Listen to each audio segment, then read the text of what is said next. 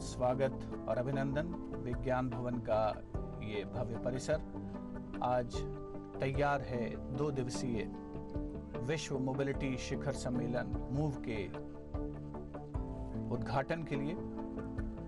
इस 2 दिवसीय सम्मेलन का विधिवत उद्घाटन आज माननीय प्रधानमंत्री श्री नरेंद्र मोदी द्वारा किया जाएगा। नीति आयोग द्वारा आयोजित इस 2 दिवसीय सम्मेलन में अन्य बातों के अलावा इलेक्ट्रॉनिक वाहनों को प्रोत्साहन और साझा मोबिलिटी को प्रोत्साहन जैसे महत्वपूर्ण पहलुओं पर चर्चा होगी।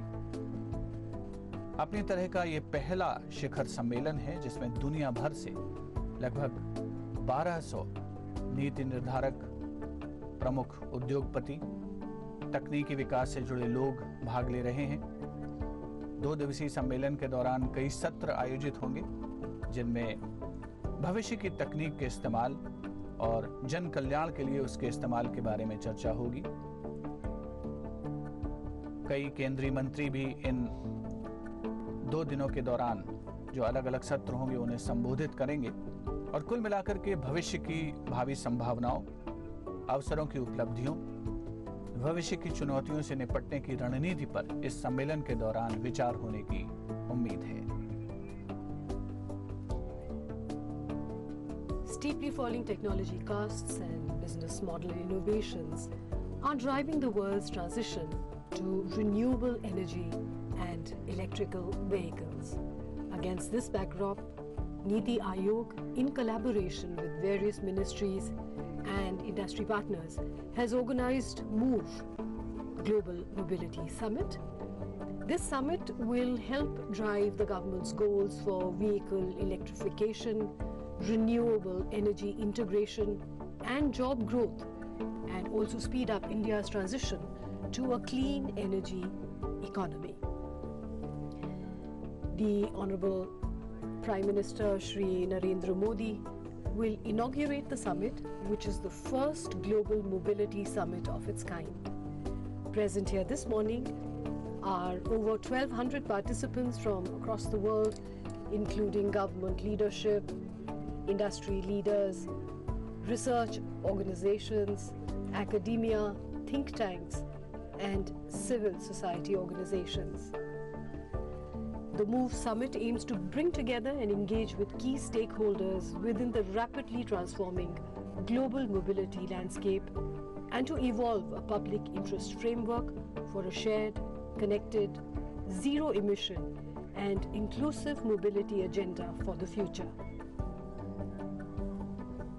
पहले विश्व मोबिलिटी शिखर सम्मेलन के दौरान जो 2 दिवसीय सम्मेलन है उसमें उन्नत तकनीक का इस्तेमाल और जन कल्याण के लिए उसकी संभावनाओं पर विचार करने की बातचीत होगी। भविष्य में जो वाहन इस्तेमाल किए जाने हैं, ऊर्जा दक्षता, स्वच्छ ऊर्जा का इस्तेमाल और पर्यावरण प्रदूषण को कमी करने की दिशा में जो तकनीक के इस्तेमाल की बातें हो रही हैं उन्हें मूर्त रूप देने पर विचार किया जाएगा। इस सम्मेलन के दौरान सेवाओं और संसाधनों का समुचित और भरपूर इस्तेमाल, विद्युतीकरण, वैकल्पिक ईंधन, यातायात व्यवस्था में सुधार, उस पर केंद्रित वाहन, goods transport, logistics, data analysis, mobility, शहरों में यातायात की व्यवस्था में सुधार, इन सभी पर आधारित सत्र आयोजित होंगे। केंद्रीय मंत्री श्री जयंत सिन्हा, श्री नितिन गडकरी, श्री पीयूष गोयल, श्री रविशंकर प्रसाद, श्री धर्मेंद्र प्रधान, महाराष्ट्र के मुख्यमंत्री श्री देवेंद्र फडणवीस, इन सभी सत्रों में मुख्य वक्ता होंगे। भविष्य में शहरों में जो वाहन इस्तेमाल किए जाने की योजना है, जिनमें स्मार्ट व्हीकल्स शामिल हैं, जिनमें बुलेट ट्रेन भी शामिल है, जो भारत की भविष्य की एक बहुत महत्वाकांक्षी योजना है। इन सभी पहलुओं पर 2 दिवसीय विश्व मोबिलिटी सम्मेलन के दौरान चर्चा होने की उम्मीद है। इससे पहले नीति आयोग ने 31 अगस्त से 6 सितंबर तक एक मोबिलिटी सप्ताह का भी आयोजन किया गया था, जिसके दौरान स्टार्टअप्स, नीति विश्लेषक, सरकारी संगठनों, अकादमिक हस्तियों, निगम और सिविल सोसाइटी से जुड़े विभिन्न समूहों ने गहन विचार विमर्श किया।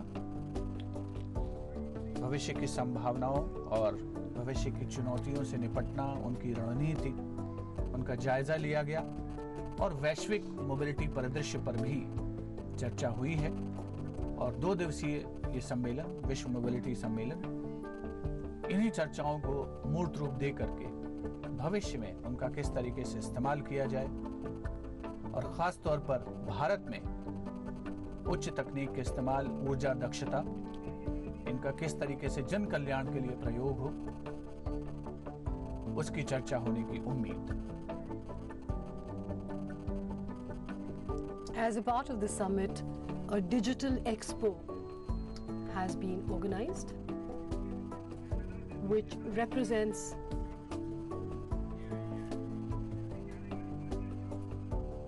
people from all across the world who are participating in the future of mobility across the world and in India.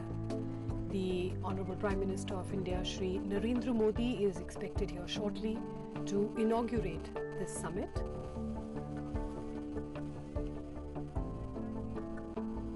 माननीय प्रधानमंत्री श्री नरेंद्र मोदी आज विश्व मोबिलिटी सम्मेलन का विधिवत उद्घाटन करेंगे। माननीय प्रधानमंत्री महोदय का आगमन, उनका स्वागत केंद्रीय मंत्री श्री राव इंद्रजीत सिंह द्वारा, साथ में नीति आयोग के सीईओ श्री अमिताभ कांत, नीति आयोग के उपाध्यक्ष श्री राजीव कुमार,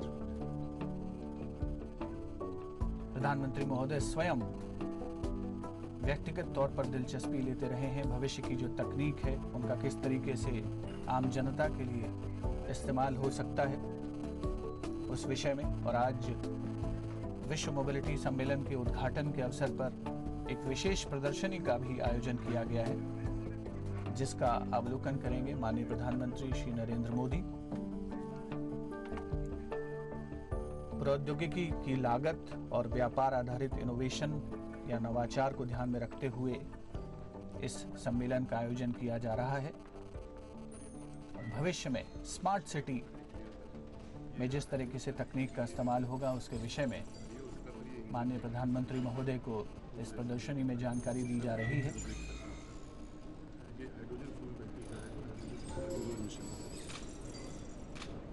पूरी दिलचस्पी के साथ प्रधानमंत्री महोदय जानकारी प्राप्त करते हुए भविष्य की महत्वाकांक्षी योजनाएं, जिनमें स्मार्ट सिटी प्रोजेक्ट एक बहुत ही महत्वपूर्ण परियोजना है, जिसे देश के अलग अलग शहरों में मूर्त रूप दिया जा रहा है। The Smart City Table presents miniatures of various cars that are hydrogen fueled or electrically worked and are poised on the lanes of a futuristic smart city. The Smart Table responds to a touch by bringing alive a rich visual narrative of the hydrogen fuel technology and how each of the partners will elevate and enrich personal and shared mobility. Vehicles are moving, as well as pedestrians and other services are all coordinated. This zone of the Global Mobility Summit Digital Expo highlights the cutting-edge experimental technology that will allow guests to view, interact with, and understand some of the smart city mobility solutions of the future that India and indeed the world is working on.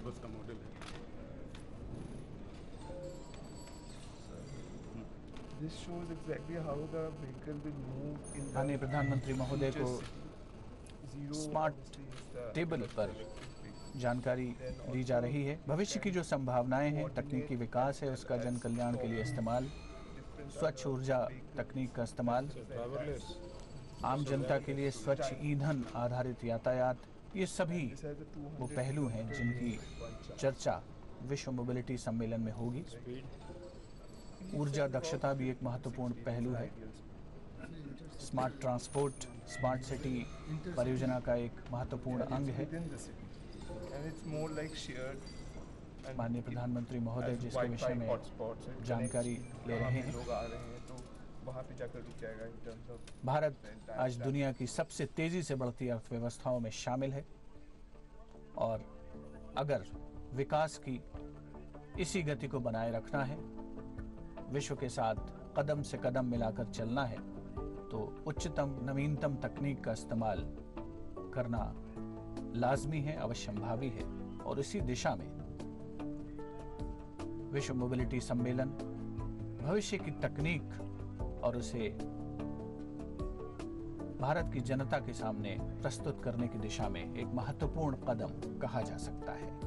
These in fact are the rotoscopes which are being presented to the Honorable Prime Minister.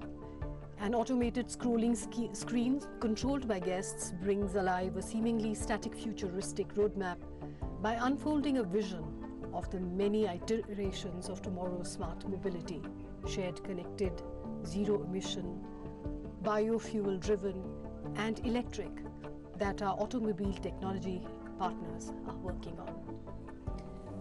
Why mobility? Because mobility is what keeps the engine of life running, whether it is personal mobility for work or leisure or mobility of goods across value chains without the ability to traverse large distances in short time spans. Civilization would not be where it is today. In an urbanizing world, mobility is integral to city design, facilitating the evolution of physical space for livability. Ranging from pedestrian and personal transport to public transit and freight movement, mobility is a crucial piece of the development puzzle and the key to unlocking the potential of India's economy and people.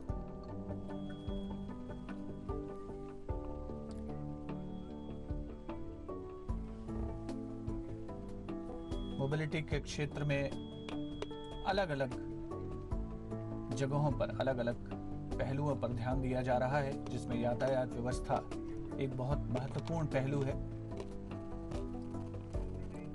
अंतिम last point connectivity जिसे हम कहते हैं, अंतिम कदम तक उपलब्धता, यातायात व्यवस्था की, संचार साधनों की, इन सभी की ओर भविष्य में उच्चतम तकनीक का इस्तेमाल होने की उम्मीद है। और उसी दिशा में विश्व मोबिलिटी सम्मेलन के दौरान विचार विमर्श होगा। माननीय प्रधानमंत्री महोदय श्री नरेंद्र मोदी आज विधिवत उद्घाटन से पहले इस सम्मेलन के जायजा ले रहे हैं, इस प्रदर्शनी का, जिसे खास तौर पर आयोजित किया गया है। भविष्य की तकनीक के इस्तेमाल के बारे में साथ में मौजूद हैं नीति आयोग के सीईओ श्री अमिताभ कांत, केंद्रीय योजना मंत्री राव इंद्रजीत सिंह साथ में उपस्थित। विस्तार से प्रधानमंत्री महोदय को जानकारी दी जा रही है। रोटोस्कोप के तहत उपलब्ध संसाधनों की, उनका किस तरीके से इस्तेमाल होगा। और अब बारी है हैकाथॉन इनोवेशन स्टेशन की, जिसके बारे में प्रधानमंत्री महोदय जानकारी ले रहे हैं। 1 अगस्त से नीति आयोग ने इसकी शुरुआत की थी, खासतौर पर माननीय प्रधानमंत्री महोदय के निर्देश पर। मोबिलिटी की राह में बाधा बनने वाली जो भी चीजें हैं, उनको किस तरीके से दूर किया जा सकता है, मोबिलिटी को कैसे सुगम बनाया जा सकता है, और उसमें तकनीक का भरपूर इस्तेमाल, ऊर्जा दक्षता की दिशा में आगे बढ़ना, ये सभी इस हैकाथॉन के उद्देश्य रहे हैं, जिनमें अलग अलग क्षेत्रों में लोगों ने अपनी प्रस्तुति दी और उन्हें पुरस्कृत भी किया गया है इस दिशा में। In fact, this is the Hackathon Winners Innovation Station. The dynamic surface of this tech table responds to touch by triggering a cinematic showcase of the ingenious proposed solutions to existing mobility hurdles that won the recently concluded hackathon.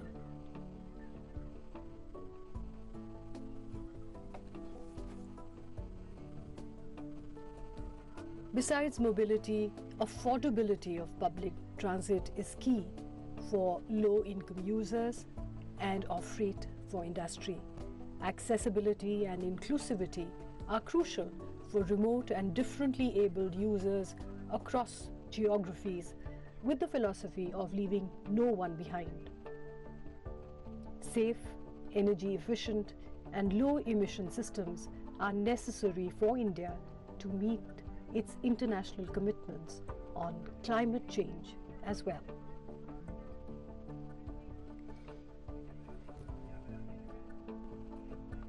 The MOVE Summit will address these challenges through two major channels, the Core Summit and parallel events. It will help leverage a number of unique features of India's mobility ecosystem. Tremendous potential for a fundamental shift, low lock-in effect, scale and size, frugal innovation,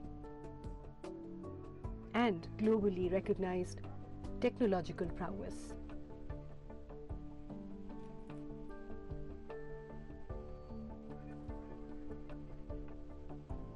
The parallel events will allow a greater diversity of stakeholders to conduct smaller scale, in-depth and personalized conversations around specific topics of expertise. Together, the MOVE Summit will seek to integrate India's efforts around sustainable development, urbanization, clean energy, and more through the unique lens of mobility. माननीय प्रधानमंत्री श्री नरेंद्र मोदी ने hackathon winners innovation station के बारे में जानकारी हासिल की है। ऐसे आयोजनों से भारत की युवा पीढ़ी की अपार क्षमता भी उजागर हुई है और अब बारी है भविष्य की साइकिल्स की। ऊर्जा दक्षता, साफ ऊर्जा, पर्यावरण प्रदूषण में कमी और सबसे जो अहम बात है वो है ऐसी भविष्य की तकनीक की लागत में कमी अगर लाई जाए तो यकीनन अपने आप में एक सराहनीय कदम उसे कहा जा सकता है। ये विशेष प्रदर्शनी जिसका अवलोकन कर रहे हैं माननीय प्रधानमंत्री श्री नरेंद्र मोदी, 2 दिवसीय विश्व मोबिलिटी सम्मेलन के विधिवत उद्घाटन से पूर्व भविष्य की तस्वीर, भारत अपने उज्जवल भविष्य की तरफ बढ़ने के लिए तैयार है, जिसका संकेत देती हुई ये खास प्रदर्शनी और 2 दिवसीय विश्व मोबिलिटी सम्मेलन।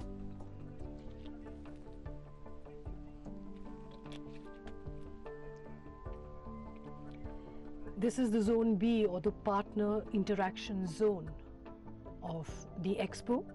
The Platinum and Diamond partners of the Global Summit each have a dedicated personal space to interact with the dignitaries and guests attending the summit, along with the ability to visually demonstrate their solutions for future mobility. Participating in MOVE are countries like Netherlands, Slovakia, USA, UK, Netherlands, China, South Korea, and Australia.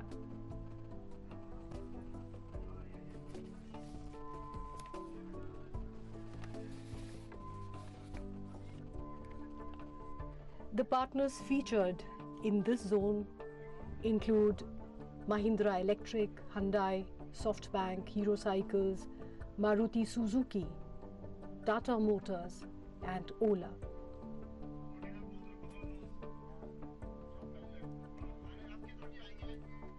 Also in the Diamond Zone are Toyota, Honda, Hero MotoCorp. These are organizations that have a strong presence in India and are innovating constantly towards making mobility in India more eco-friendly, more cost-friendly, and more development-friendly.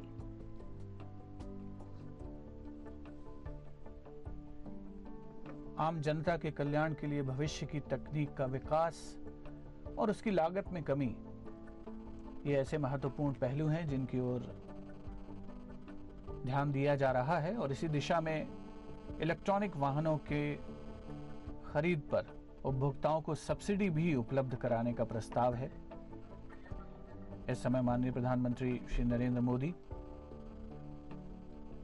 जानकारी प्राप्त करते हुए इस विशेष प्रदर्शनी के दौरान भविष्य की जो तकनीक है उसका किस तरीके से इस्तेमाल होना है, किस तरीके से विकास हो रहा है और ख़ास तौर पर भारतीय अर्थव्यवस्था में भविष्य में इस तकनीक का किस हद तक योगदान हो रहा है, उसके विषय में माननीय प्रधानमंत्री महोदय को जानकारी दी जा रही है। जो आयोजक हैं, जो भागीदार हैं आज के इस 2 दिवसीय विश्व मोबिलिटी सम्मेलन के, अपनी तकनीक का उन्होंने भविष्य में किस तरीके से इस्तेमाल किया जाए और इसमें किस तरीके से बेहतरी लाई जाए उसका प्रदर्शन करने की कोशिश की है।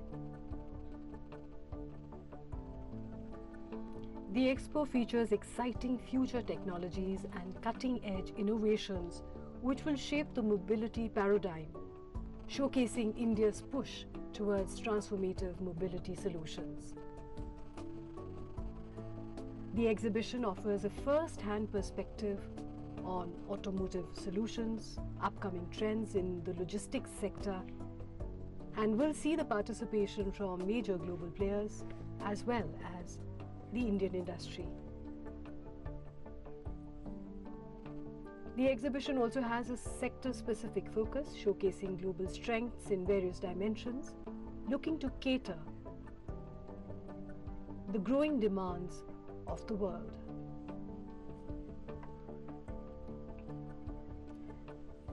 The Global Mobility Summit 2018 also includes featured events such as breakout sessions, fireside chats, innovation spotlights, hackathons, mobility pitch competitions, and networking sessions. These are planned in collaboration with industry sponsors and partners, offering informal insights into what constitutes transformative mobility.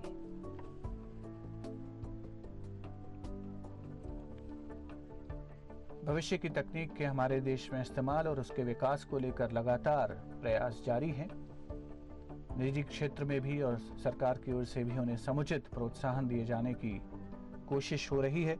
इसी दिशा में pod taxis, bullet train, biofuel, hyperloop, smart city mission, इन सभी का नाम लिया जा सकता है, जो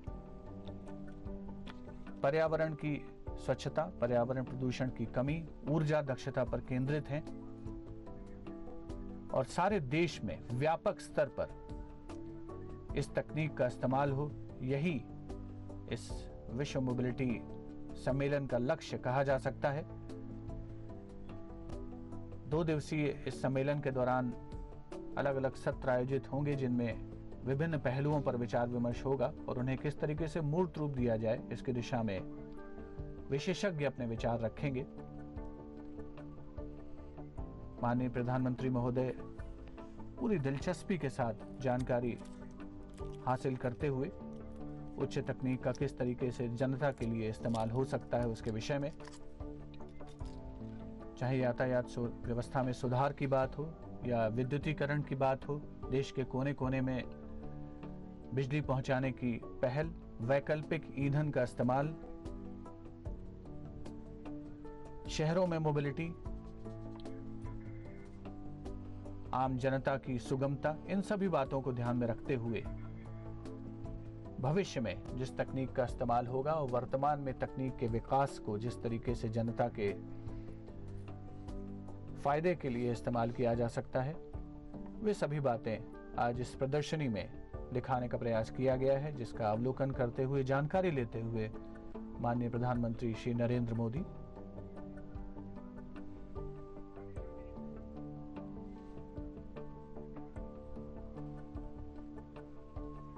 Niti Aayog has also planned a series of uniquely curated Niti talks, showcasing successful entrepreneurs from across the country to well-known movers and shakers from the field of mobility, sustainable development, climate change, and multimodal transport.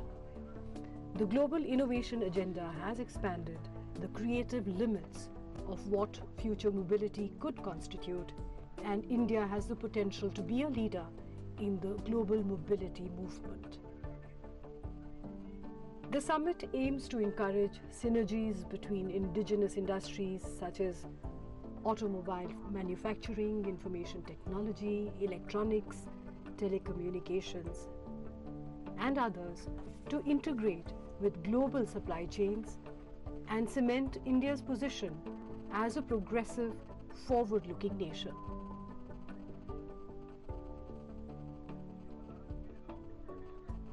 The summit also envisages mobility as a key driver for generating employment, accelerating economic growth, and providing innovative solutions to improve efficiency and efficacy of the transport sector. Rapidly evolving technologies and business models are transforming the mobility sector. New pathways are emerging to provide clean, cost-effective mobility services that create new jobs, reduce dependence on oil imports, and achieve efficient land usages in cities.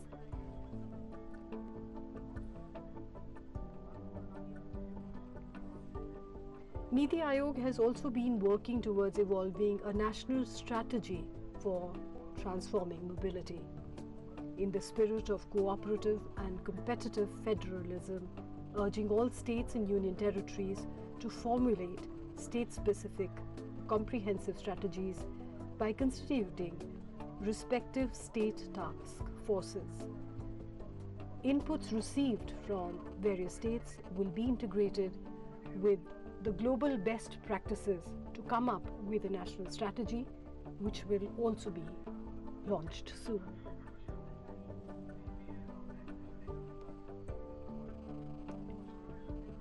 The themes for this two-day summit include maximizing asset utilization and services, comprehensive electrification and alternate fuels, goods transport and logistics, reinventing public transport, and data analytics and mobility.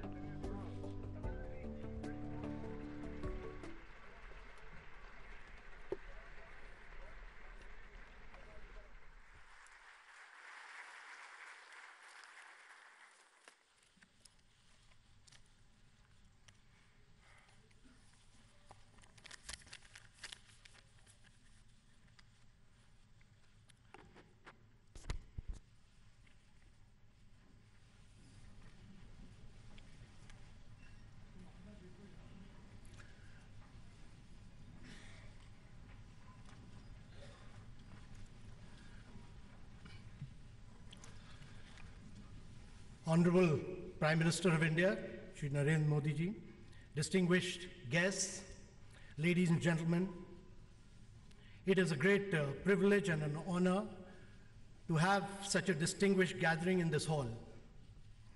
Our Honorable Prime Minister, Shri Narendra Modi's firm belief and conviction is that efficient mobility drives economic growth, creates skills and jobs, and gives a better quality of life to the citizens. Hence, designing a holistic mobility policy framework has to be a key strategic objective for both the world and India. As a run-up to this summit, the Prime Minister has made us work with all the states, all the 36 states and union territories, with all the ministries, private sector, all the engineering institutions. One thing comes out loud and clear: mobility is in the midst of a major global disruption. And in this, as we move from internal combustion engine to electric, shared, and connected mobility, in this summit we'll look at skills and jobs, technological developments, data analytics, battery and storage, the sharing and the connected world, fuels and green modes of transportation, and issues varying from walking and cycling to the new goal set by the Honorable Prime Minister of making Indians mobile in outer space. Ladies and gentlemen, we have a digital exhibition outside. We would request all of you to kindly see of the kind of transition that is taking place. With these few words, may I take this opportunity of inviting the distinguished Vice Chairman of Niti Aayog, to kindly welcome this august gathering.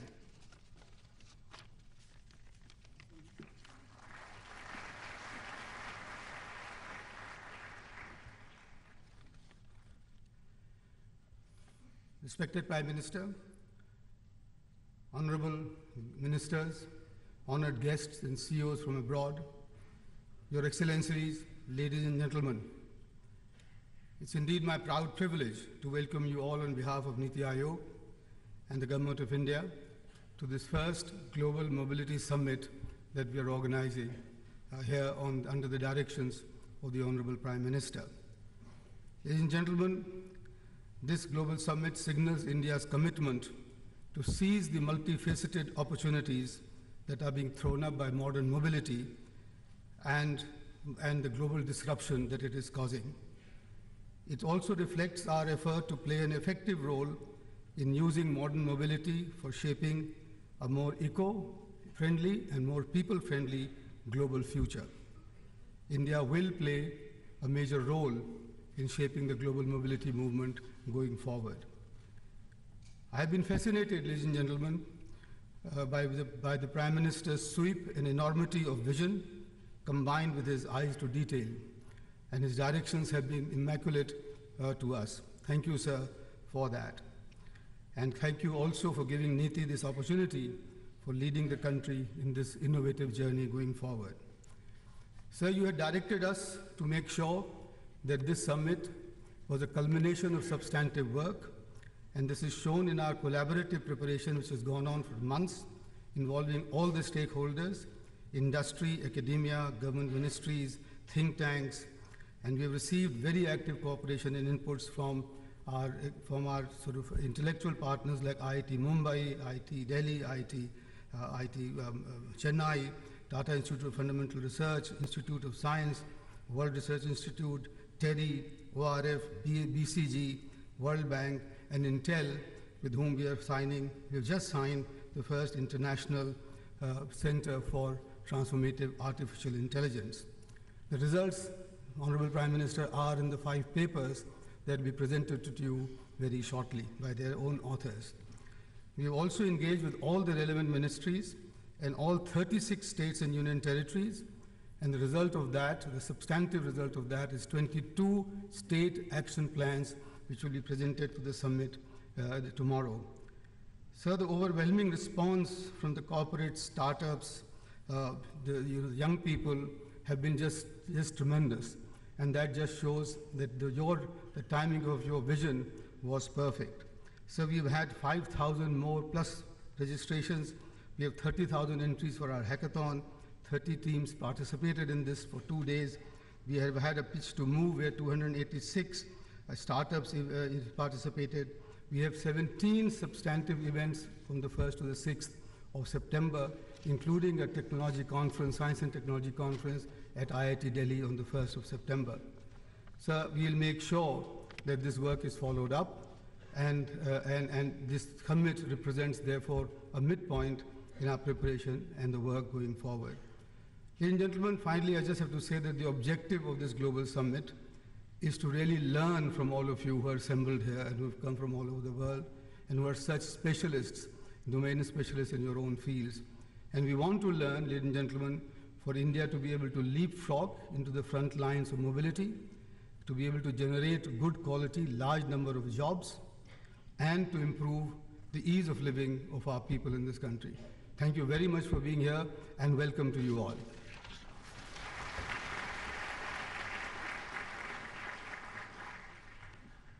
Ladies and gentlemen, we'll have a short film to show the critical significance of mobility on the lives of people and how it impacts the world and India.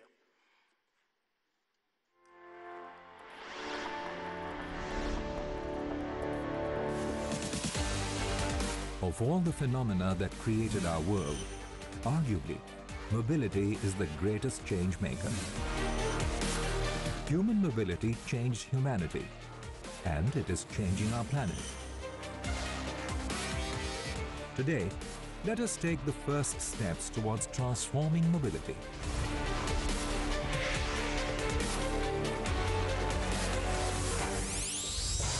our world is increasingly urban and increasingly connected. This offers us a once-in-a-lifetime opportunity to plan, develop, and manage mobility solutions in an ecologically and economically sustainable manner.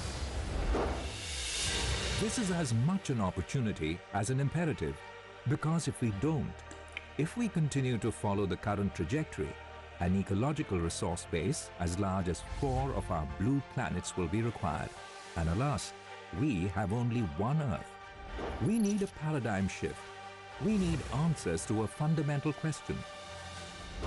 How can we effectively harness the opportunity provided by seamless mobility for economic growth and poverty reduction while mitigating its negative effects? Some answers may be emerging where they are needed the most. India, a country whose urban population will double in the next decade, more than 500 million of whose citizens will live, work, and travel in her cities. There are opportunities here. There are challenges here. And to turn challenges into opportunities, an adequate and holistic infrastructure focus is underway. Rural roads are being built through the Pradhan Mantri Gram Sadak Yojana. Urban roads, national highways and expressways through the Bharatmala program. Waterways are being developed through the Pradhan Mantri Jal Marg Yojana. Port connectivity is being enhanced via rail, roadways and multimodal logistical parks, all through the Sagarmala program. The common citizen is taking to the air like never before through the Ure Desh Ka Aam Nagrik, the Udan program. India is moving to sunshine and wind to drive the biggest renewable program in the world, a target of 175 gigawatts by 2022, which it aims to surpass. The country has taken the lead in creating the International Solar Alliance of more than 121 countries for the efficient exploitation of solar energy and reducing the dependence on fossil fuels. To ensure future readiness, a series of fundamental steps are being taken. The One Nation, One Card program will be optimizing travel footprint and promoting seamless integration with public transportation. An increased emphasis is being laid on the safety of women and accessibility for the elderly and disabled. Land use integration is being done through master planning and the development of 100 smart cities. Data-driven measures are being adopted and intelligent traffic management systems being put in place. A major impetus is being given to electric vehicles, clean technology and battery manufacture. India has also catalyzed the evolution and growth of pooling, sharing and connected mobility through digital means. A recent study by Morgan Stanley shows that a confluence of trends are transforming India into the fastest growing Auto 2.0 market over the next decade. It estimates that almost 50% of the incremental new vehicle sales during 2017-2030 will come from India. A lot of these miles will be electric, shared and connected. India is therefore taking the ambitious challenge of manufacturing clean vehicles and batteries and accelerating the pace of innovation and research and development. As the Prime Minister of India, Shri Narendra Modi, has said, there is need to bring about a paradigm shift in urban planning by adopting a people-centric approach and integrating land use and transport.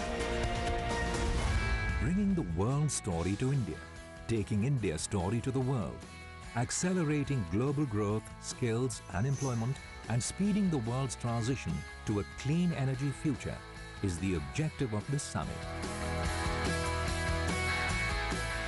We will move.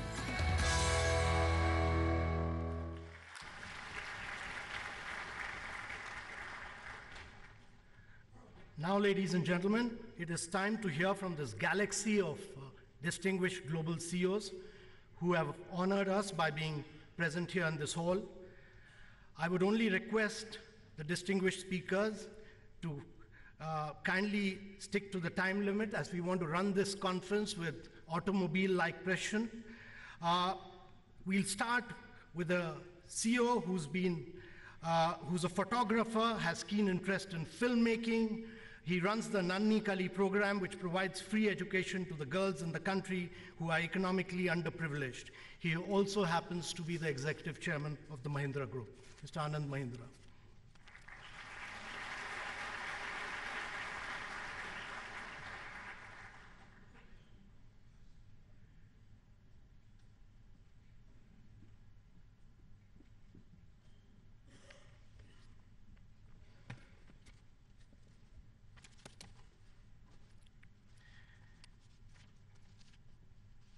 Honorable Prime Minister, distinguished guests, ladies and gentlemen. Now, I'm sure this is not the kind of picture that you were expecting at the start of what is meant to be a high-tech conference. But these joyful young boys perfectly capture, in my opinion, the delights of mobility, the joy of the freedom of movement. And to me, that's what mobility is all about. It's about the joy of the freedom to move. Now, in our times, the exercise of that joy has not been without its problems. And today we are asking ourselves, what kind of mobility should we encourage and what should we leave behind? Because increased awareness about the dangers to our planet, to our health, and to future generations is changing the way that we look at mobility. Now, when it comes to commuting from point A to point B, the world is going to move dramatically towards ride sharings and fleets. But I don't think that that's what policymakers should be inordinately worrying about. I believe policymakers will be rewarded by focusing on the power of mobility to integrate, include, and transform. And to illustrate that, let me take you back to 19th century India. Before independence, India was a disparate cluster of entities, some under British control, some under the control of native aristocracy, and there was really no concept of one India. Then, with the advent of the railways, for the first time, people across the subcontinent could travel easily, meet their fellow Indians, and evolve common aspirations. So in a sense, the rise of the railways created an inclusive mobility that contributed to the rise of the freedom movement. And ironically, that hastened the departure of the British, who brought in that mobility. Today, mobility can become as great an integrative, inclusive, and transformational force as the railways were. An inclusive movement driven by multi-modality. Now, it will be the way by which someone from Kashmir can easily meet up with someone in Kanyakumari. How would we enable this? Now, I know, as you saw, that Niti Aayog is promoting a one nation, one card for public transport, and I think that's a fantastic idea. And let me build on that. What if we were to create a universal app for multimodality? An app that any Indian could hold in the palm of his or her hand. Now let me paint a picture. Brijlal has come to his village of Mahuli outside Patna and now must go back to work in Mumbai. Using the universal app, he looks at multiple options to reach Mumbai. He first boards a shared bullock cart, let's call it Zoom cart, with apologies to Zoom car. That takes him to the nearest Pakka road. The universal app has booked him a seat on the electric bus to Patna Junction. He's scheduled to board an electric train, but on the way he gets an alert from his app telling him he's been upgraded to a flight. The app automatically cancels a ticket, the train ticket, sends him to an electric auto rickshaw. He hops on the plane, lands at Mumbai airport, where an electric pod with 2 co-travelers whizzes each of them to their doorstep. Now the question is, how do we make this happen in India? And I think the answer is to create a digital platform. A digital platform not necessarily in the private sector, but a public-private partnership. A platform managed and governed by an autonomous body with widespread shareholding involving every Indian. And I would suggest we do this before Uber and Google get that idea, and then we are left wondering how to challenge the domination of global giants. Perhaps we should call that app Move in honor of today's conference. Move, which would be India's inclusive mobility app that can connect all Indians and turn inclusive mobility into a movement. Now, I started with a very simple and quintessentially Indian image of mobility. Let me end with another quintessential Indian image. It's the image of a very simple man. A man who used the power of mobility offered by his own 2 feet to bring Indians of every persuasion together in a common cause. Ladies and gentlemen, inclusive, multimodal mobility too can change our lives. Perhaps today can be the day when we start our own march towards inclusive mobility. Thank you very much.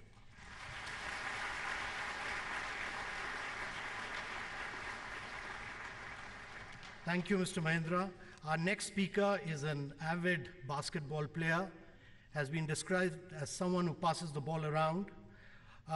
His goal is not to make the biggest, but the most loved company in the world. Ladies and gentlemen, please welcome the Vice Chairman of Hyundai, Mr. Chung Yusun.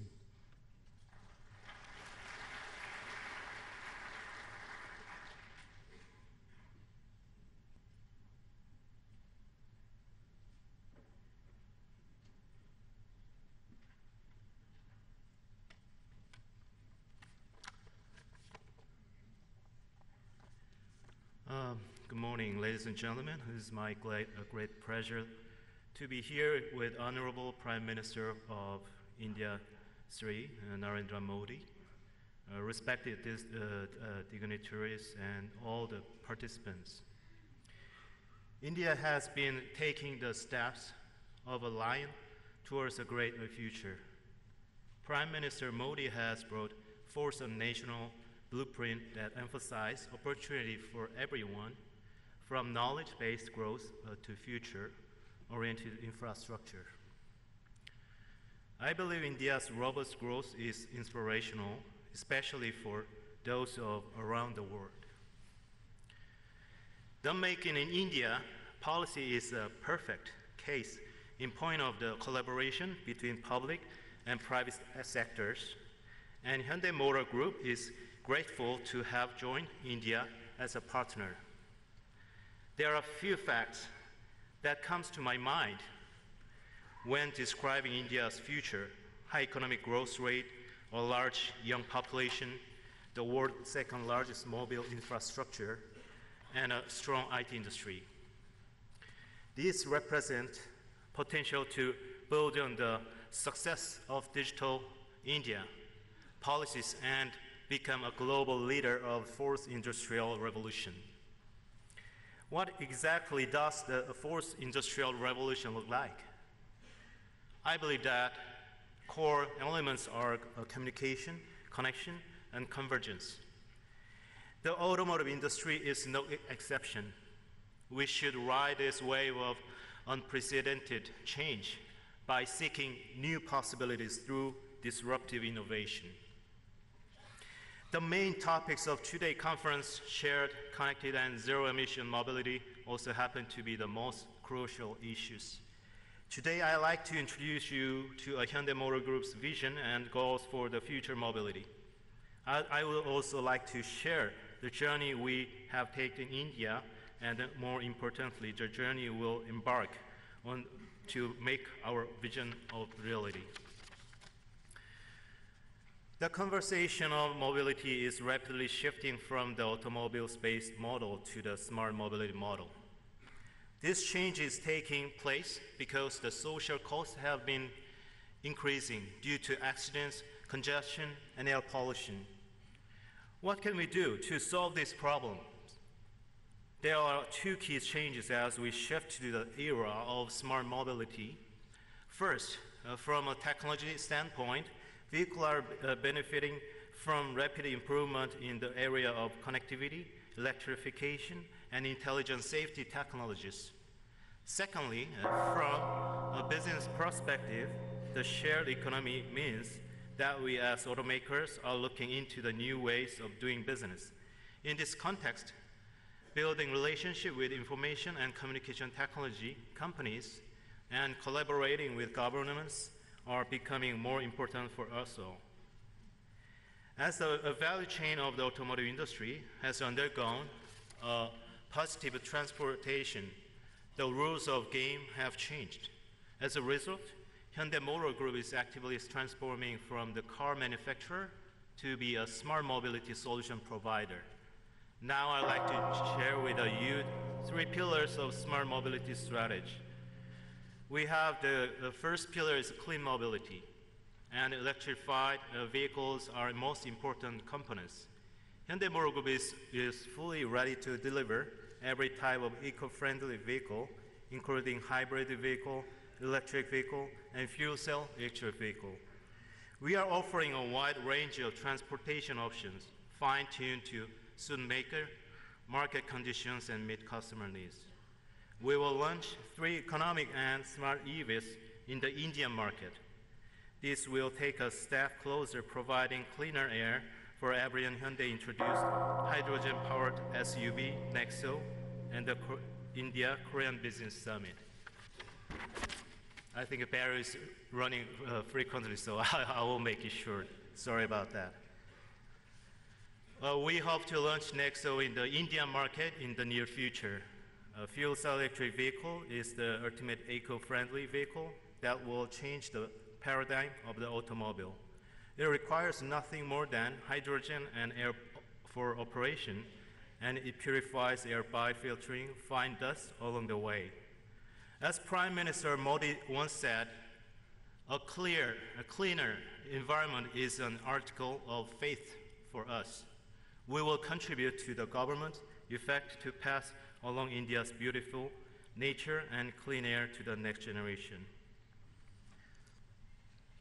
The second pillar can be characterized as freedom in mobility. We aim to provide an environment where more people unlimited access to safe and convenient modes of transportation. We introduced Ionic autonomous concept already here in the US and India soon. We will implement our innovative technology in accordance with the environmental policy and the socio-economic needs of India.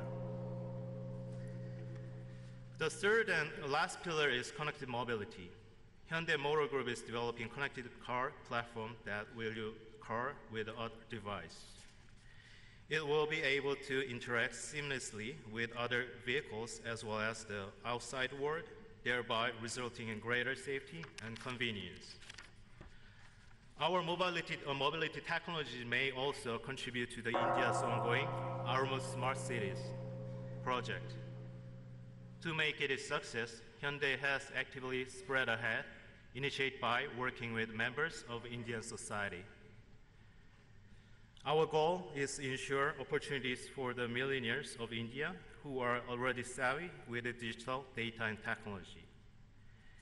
From the beginning of relationship with India, we've been deeply moved by the hospitality and enthusiasm of India. Since its establishment in 1996, Hyundai Motor India has grown into a key export hub to more than 90 countries. You may remember the Santro model that we launched back in 1998. We have responded to the local expectation, and we have been fortunate enough to become a popular mobile manufacturer in India. We take this pride in our work over the years, and we are strongly committed to contributing to the sustainable growth of India.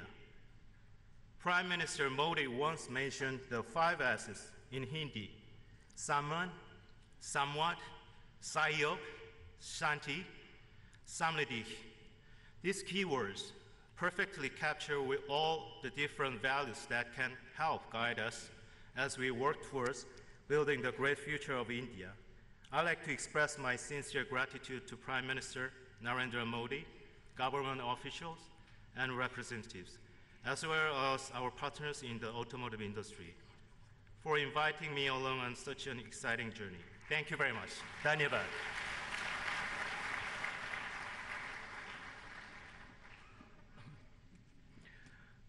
Our next speaker is a person who's responsible for one of India's most loved and trusted automobile partnership. He will speak in Japanese, and I request you all to put on your headset.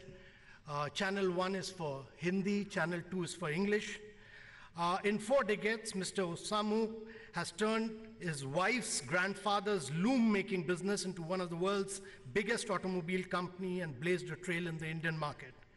He believes in cutting wasteful expenditure and saved his company $40,000 by removing light bulbs. Mr. Suzuki, please.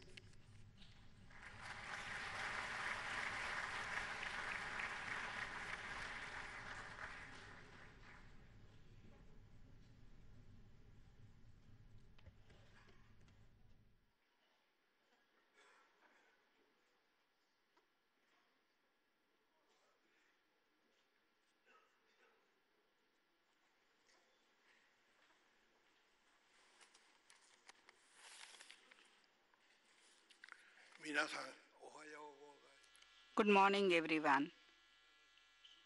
As I have been introduced, my name is Osamu Suzuki, Chairman of Suzuki Motor Corporation. I seek everyone's cooperation.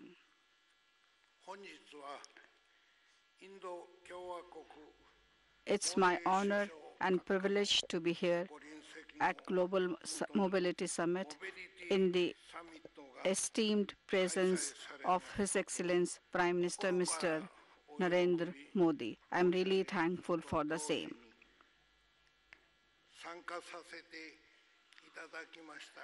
Thank you for giving this opportunity to participate in this event.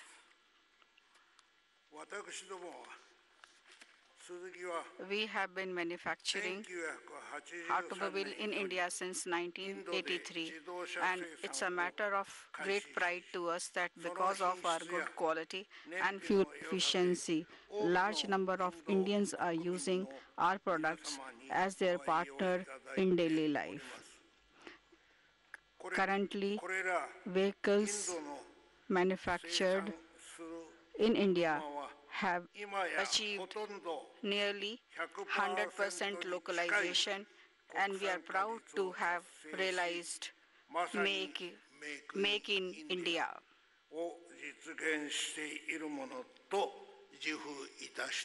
So we are proud of this, that we have realized Make in India. We have also decided to commence production of lithium-ion battery for automobiles at our battery plant in Gujarat in 2020, and at the same time will continue to dedicate ourselves to the realization of a sustainable mobility society in line with great concept of Make in India.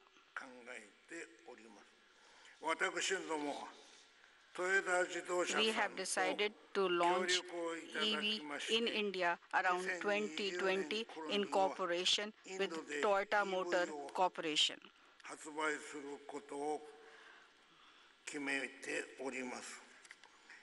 I am pleased to announce today that we will start road running test using fleet of 50 EV prototype vehicles in India from next month for developing safe and easy to use EV for Indian customers in line with Indian climatic condition and traffic situation.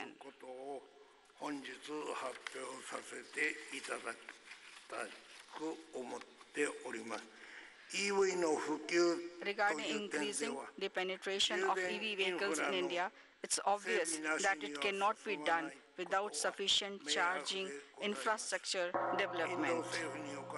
In this regard, we look forward to proactive leadership from Indian government. In India, there is a significant number of people who are eagerly waiting to own their own car. It is said that electrical vehicle will be approximately 30% in 2030, which means huge population of vehicles would still be non-EV at that time. In order to answer to the need of better lifestyle and meeting expectations of Indian customers, also resolving environmental challenges at the same time, I think not only electrical vehicles, but it would be essential to develop hybrid and CNG vehicles too. we seek the kind support of government in terms of policy formulation. At the end, I would like to mention that in order to realize sustainable mobility society, we need to address various issues other than electrification of vehicles, such as offering a safe and efficient mobility, etc., using information technology. I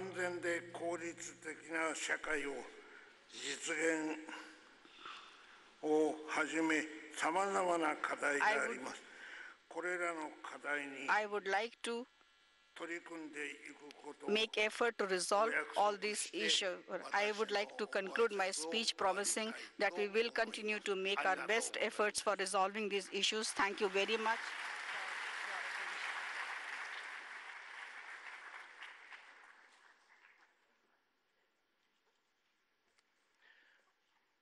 Our next speaker lifts the spirit of innovation by constantly questioning, listening, and learning from customers, scientists, and partners.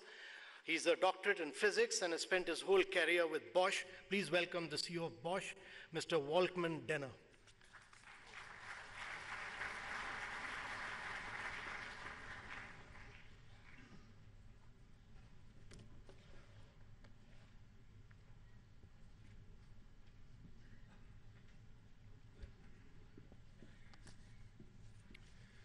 Honorable Prime Minister, distinguished guests, good morning. Meeting the increasing demand for mobility will improve the lives of billions of people. At the same time, increasing pollution and urban traffic are major concerns, particularly in India. At Bosch, our vision is clear. The future of mobility should be electrified, automated, and connected. We believe that these three lines of development will allow us to achieve mobility that is accident-free, stress-free, and as emissions-free as possible. However, it's more than just an attractive vision.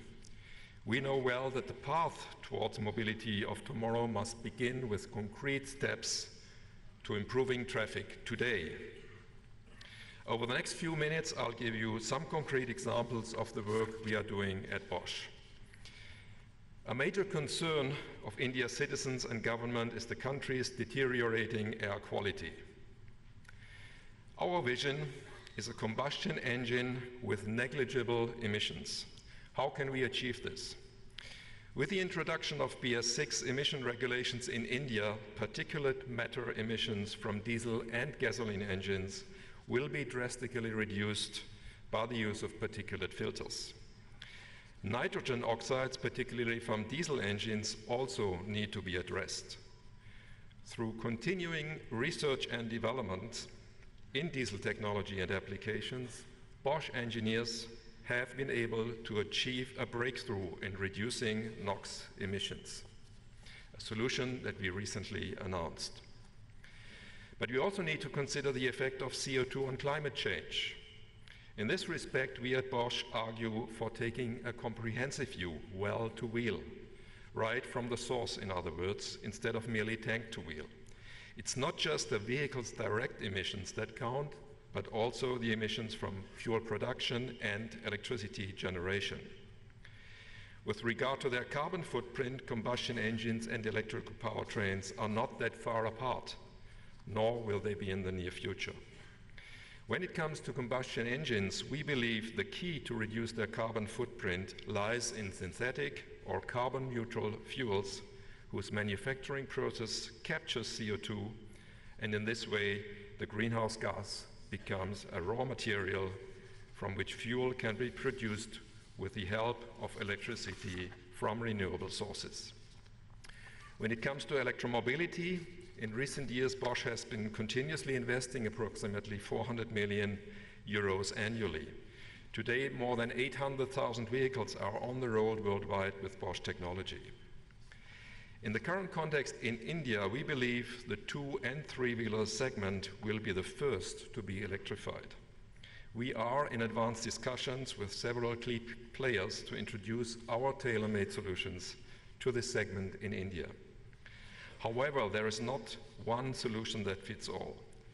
An important trend we see both globally and here in India is the coexistence of different powertrain technologies. because we believe a mix of combustion engines and electrification will be needed on this road to a fully electric future. Creating the right policies will help to achieve this. A technology-agnostic approach with the optimum powertrain mix has the potential not just to reduce CO2 emissions, but also to improve India's energy security. Accidents and road safety are another major challenge, which is especially relevant for India. Our research suggests that vehicles fitted with modern safety systems like anti-lock braking, ABS, or Electronic Stability Program, ESP, can help prevent over 10,000 road deaths a year in India. Our studies indicate that fatalities can be reduced by 1/3 by introducing ABS in two-wheelers. With this in mind, we have developed the world's smallest and lightest two-wheeler ABS, which has been specifically designed to meet the requirements of the Indian market. And this system is fully developed and manufactured locally.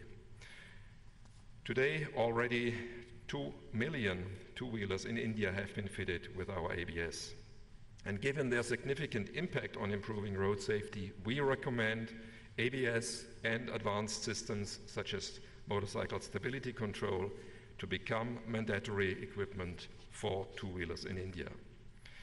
But without any doubt, the key frustrations of urban mobility today are congestion and parking space scarcity.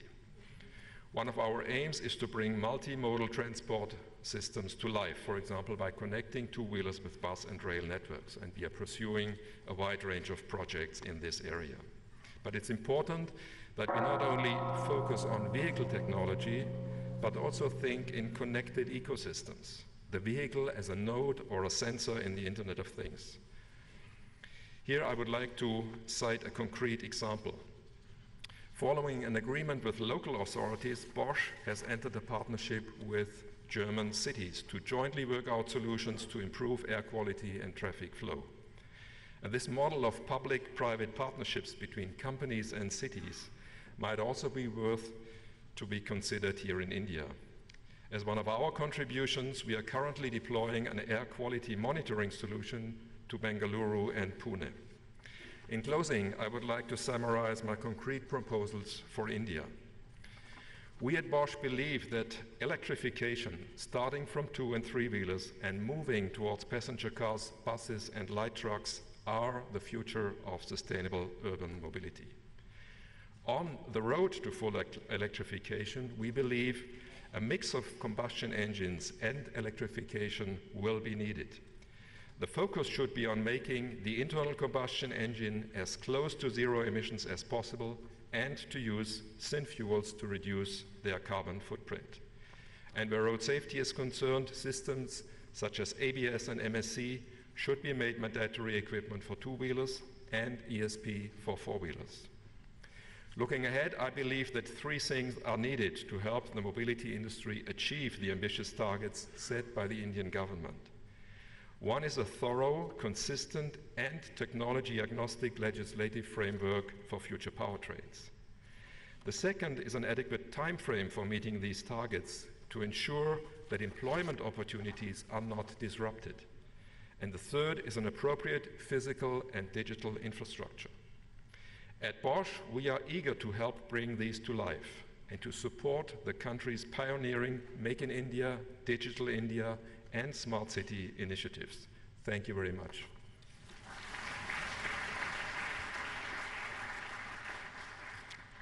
Thank you. With all humility, I'd request all the speakers to kindly stick to the time schedule. Our next CEO has been called the father of Prius, the world's best-selling hybrid electric vehicle in the world. He's been a catalyst in developing a legendary company like Toyota, the chairman of Toyota and owner of his very own Ryuchan, Mr. Takeshi Uchiyamada.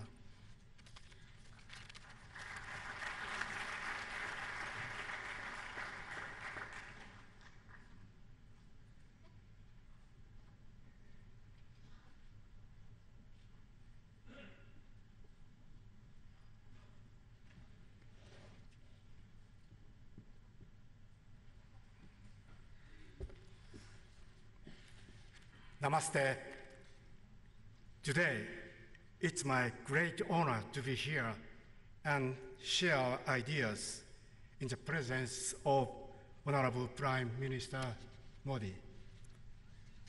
Toyota defined recent situation surrounding automobile industry as once-in-century transformation.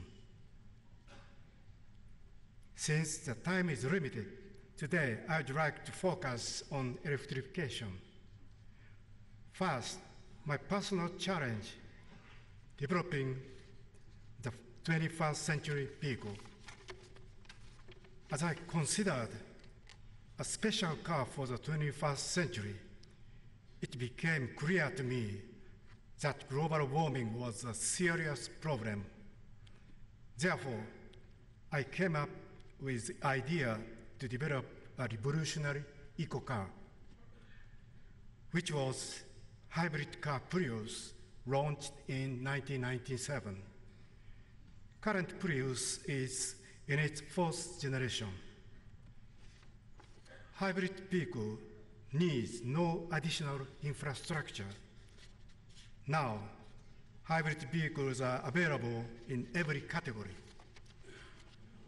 Today, Toyota has sold over 12 million hybrid vehicles around the world, which has helped reduce 94 million tons of CO2 emissions and saved 35 million kiloliters of fuel.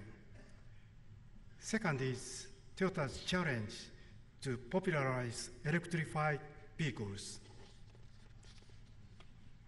Toyota has enormous know-how in electrification technologies with production of 24 million motors, 12 million batteries, and inverters. Toyota has succeeded to make them much smaller and enhanced in performance. Motor, battery, and inverter are core technologies for various types of electrified vehicles. By adding engine, they become hybrid vehicle. By adding bigger capacity battery with charging function, hybrid vehicle become plug-in hybrid vehicle. By enlarging battery capacity and by adding charging function on battery, they become electric vehicle. By adding fuel cell and hydrogen tank, they become fuel cell vehicle. Each country has its own energy policy and takes on challenges toward global environment in different way. Therefore, various electrified vehicle technologies are needed. Toyota will accelerate the popularization of EV in 2020. Moreover, Toyota will take electrified vehicles available for all the models by 2025. Toyota aims to sell more than 5.5 million units of electrified vehicles in 2030. EV and FCV will cover more than 1 million units. In India, Toyota also make efforts to promote electrification. For this, we'll work together with Suzuki for introducing electric and hybrid vehicles in the Indian market. We will also support the government of India to usher in the electrified mobilities with infrastructure development. This leads me to my third topic, the Toyota Environmental Challenge 2050, which we set in October in 2015. We aim to reduce average new vehicle CO2 emissions by 90%. And our objective is to have CO2 emissions at all Toyota manufacturing plants. We also positively promote a lot of activities in India. We intend to take up challenge to realize bright future for children and the society where people and nature coexist. For this, we humbly ask for your understanding and support. Dhanyavad.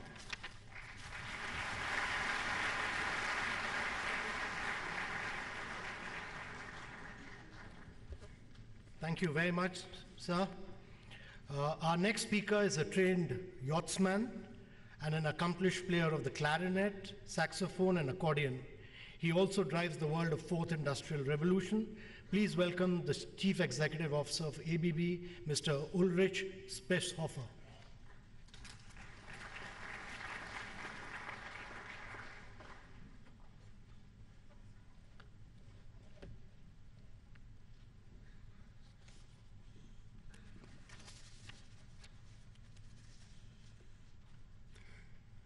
Good morning, ladies and gentlemen, Honorable Prime Minister Modi, distinguished guests.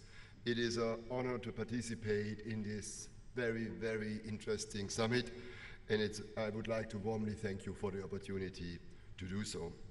E-mobility is today recognized as one of the changing forces in the world, and it will change transport on the rail, on the road, and on the seas. This transition will not take place overnight, but we need to decisively drive it in a way that we ensure we realize the benefits whilst at the same time enabling technology development. I would like to comment positively the Indian government for its ambitious, enlightened vision for transforming the transport system to e-mobility, the bottom-up approach that you have chosen to really target 2- and 3-wheelers, vehicles and buses and railways used by hundreds of millions of Indians is an inspired way to drive and encourage the shift to e-mobility. We at ABB are a pioneering technology leader that supports technology development in all relevant spaces of utilities, industry and transport and infrastructure. Here in India, with our 11,000 colleagues, we are supporting the development of e-mobility and infrastructure since more than 100 years. When we look at the field of e-mobility, I would like to give you technology examples that will prosper and support the development of India in the field of e-mobility. Take rail. Rail electrification is very often taken as a given, but today we still have too many diesel on the locomotives in the rails.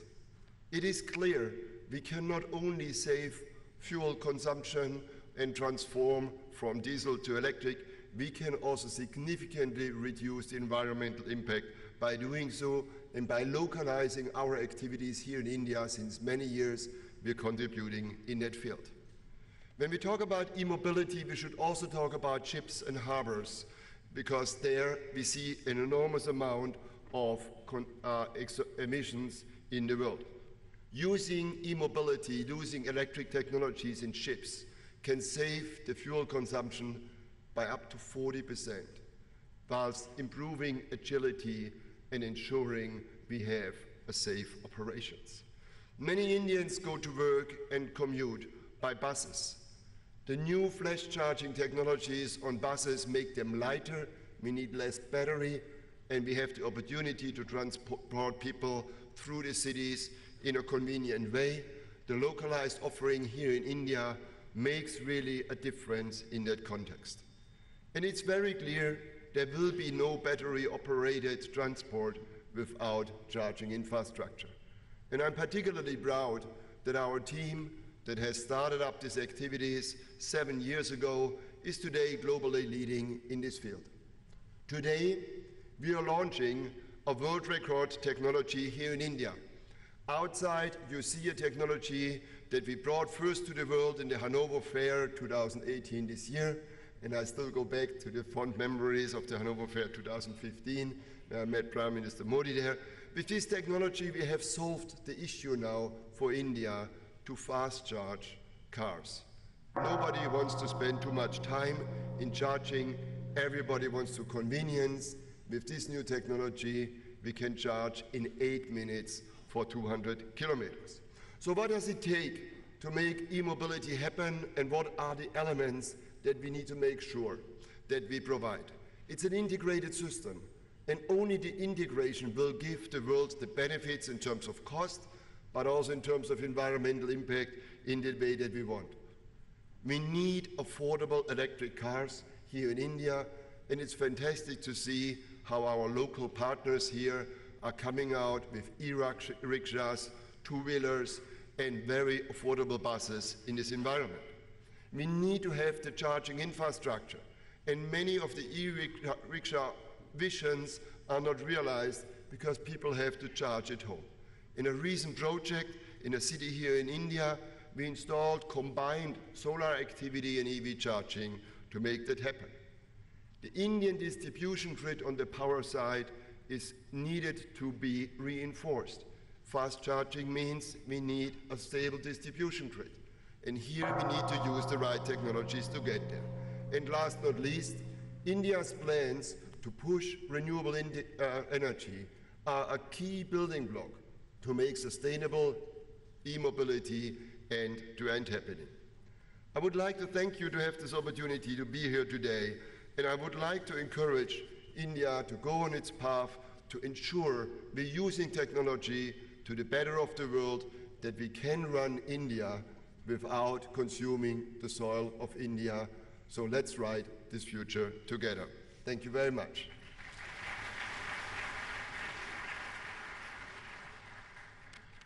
Our next speaker has done some remarkable work and some unique work on the world of mobility. She was the first woman Chief Information Officer of Ford. Please welcome the President of Mobility at Ford, Ms. Mercy Clavone.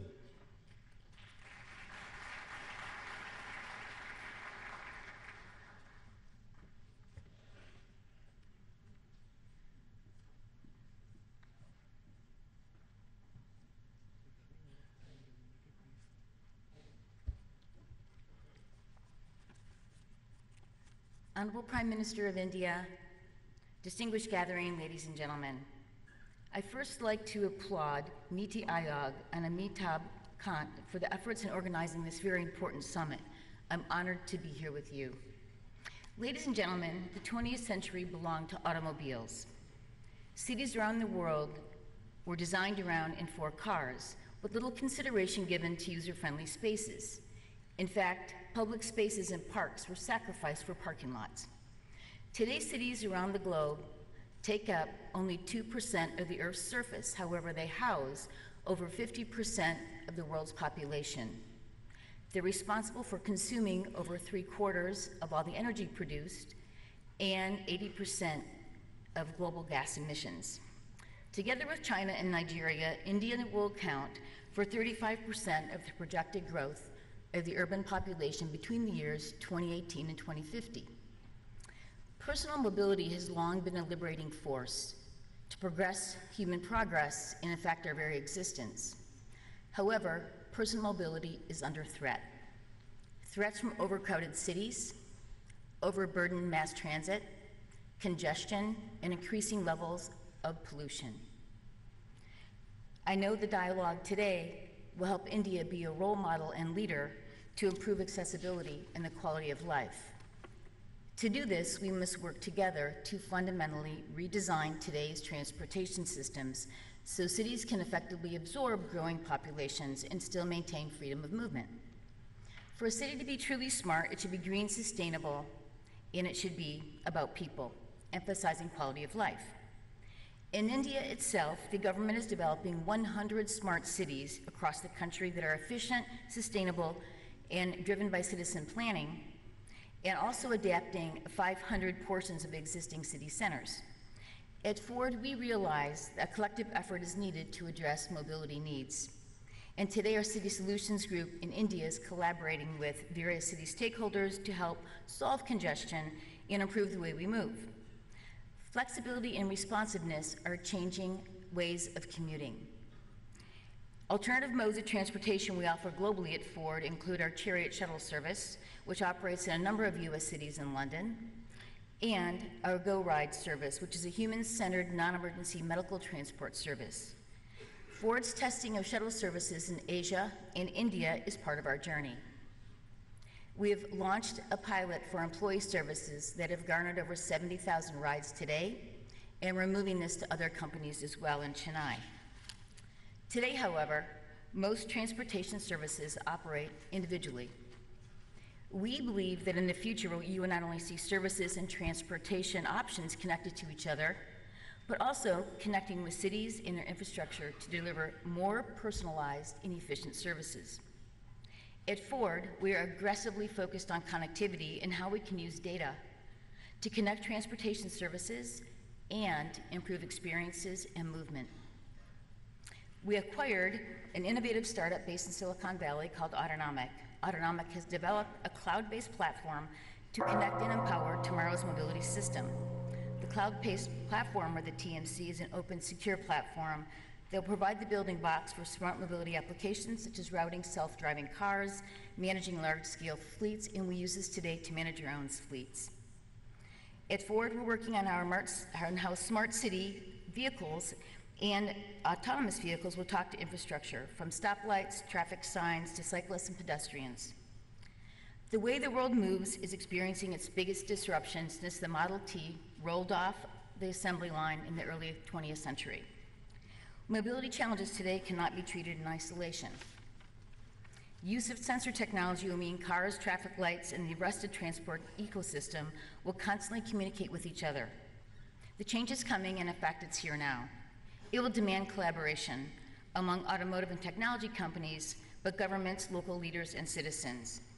It will take all of us working together. Therefore, with the help of this forum, I invite cities and states in India to work with Ford to co-create the mobility solutions of tomorrow. 115 years ago, Ford Motor Company changed the way the world moved, and we have the responsibility to do it again. We hope you will join us. Thank you.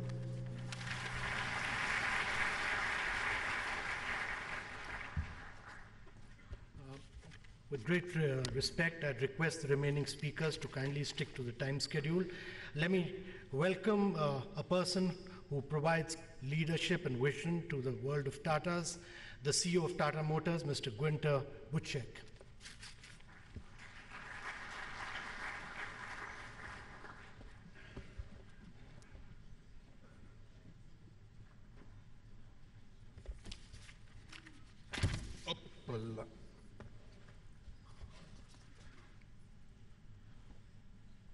Namaste, India. Honorable Prime Minister Shri Narendra Modi, dear ministers, respected ministers, esteemed dignitaries, and my dear friends. There are indeed, as it has already been mentioned, not that many opportunities to get together political leaders, business leaders, and experts from across all kinds of sectors to actually talk about an important subject, as it is the future of mobility in India. And I would like to take the opportunity on behalf of the industry to actually thank Niti Aayog for taking the lead in organizing this event and providing us a platform to discuss this important subject. At the same point of time, as I feel honored being here on stage and addressing this esteemed group of people, I would like to put it in context, not only in the context of what does it mean to Tata Motors, what does it mean even more so to the Tata Group, in order to put it in context of India. India, as a shining star amongst the global economies, has at the same point of time a unique opportunity to be the rising star in the future of mobility. Why am I saying so? There are a couple of unique contributing factors in India which support my statement. We have a unique situation as far as the population is concerned, because we see changing consumer trends, where consumers become more demanding and where the demand shows us the need to change in order to provide future sustainable mobility. It's about rising per capita, it's about the millennials, or the digital natives, as we normally call the new generation in India. We have a progressive policing. We have a government with a mission which has given very clear direction in the field of smart cities, and smart mobility fits into the envelope of smart cities. Make in India has been very strongly encouraged, and Swachh Bharat has become one of the key themes in the last years. We enjoy the benefit of having very stringent auto norms, closing the gap to global standards, as we enjoy preferential and released tax regimes to really boost the business to higher levels.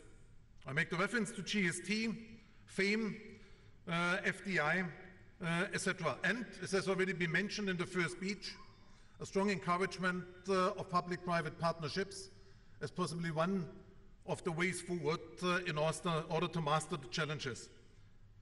And the automotive industry is strong, because the automotive industry has always been the economy, the engine of the economy. We are poised to become the third largest one in the world. We have increasing contribution to the GDP, and we actually drive the jobs and the skilling movements in India. Having said that, we tend to translate it in very simple terms. When we usually talk about the triple bottom line. The social aspect, very important in India, financial and environment. But allow me to actually add a dimension to it, because the what is the triple bottom line. This event shows that it's much more important to pay attention to the how. And the how is what I did also mention at a different event yesterday at IST, not Indian Standard Time, about an approach that needs to be inclusive, that needs to be sustainable, and that needs to be transformational. Having said that, the question is, what is the answer that comes from the automotive industry? We normally say that's all going to be covered by ACES, autonomous, connected, electric, and shared. If we take the Indian reality, I would like to call for a new cess, not for a cess as a new tax levy, for cess, which actually stands for connected, electric, shared, and safe, because the journey of the future mobility starts by providing a safer environment for mobility, and then being supported by connected, electric, and shared. So in order to do this, we need to leverage the data and the technology in order to really explore the innovative solutions for mobility. And we even have to reconsider the way we do the business and need to embark on new business models. We need to be open to build new partnerships through a collaborative approach. And this is the essence of the MOVE event. So welcome to the MOVE, which actually puts the framework in place and provides a discussion platform for the future of mobility. Thank you.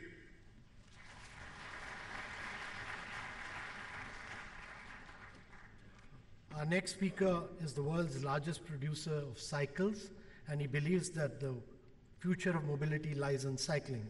Mr. Pankaj Munjal. I would request him to be extremely brief.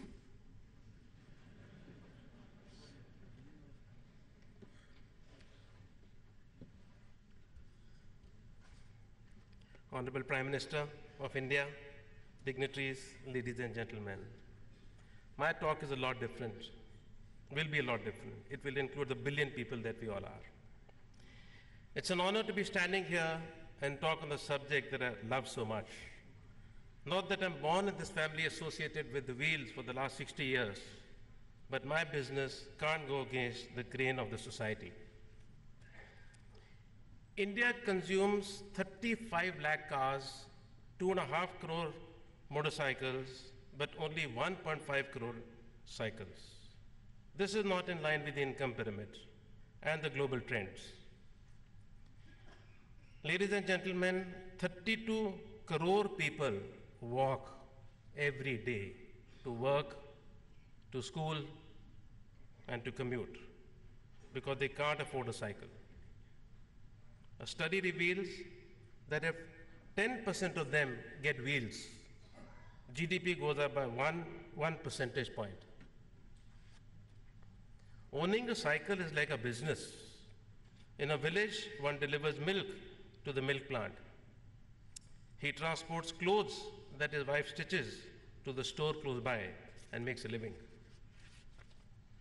In modern India, we face 4 social issues: urban congestion, urban pollution, fossil fuel depletion, and health going down. A bicycle remedies them all. What does the future of transportation look like? I'm sorry, gentlemen, sitting here, you're not going to get amused. Surely the solution is not more poor people will drive cars.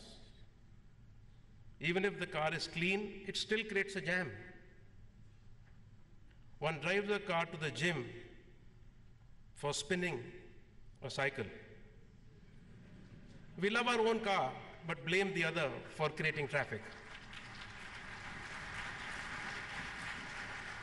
Prime Minister, sir, the youth of the country looks up to you as a role model, guiding them for a bright tomorrow. You identified with large intervention plans such as Swachh Bharat and Swasth Bharat, where the bicycling can play a small role, meaningful role in that.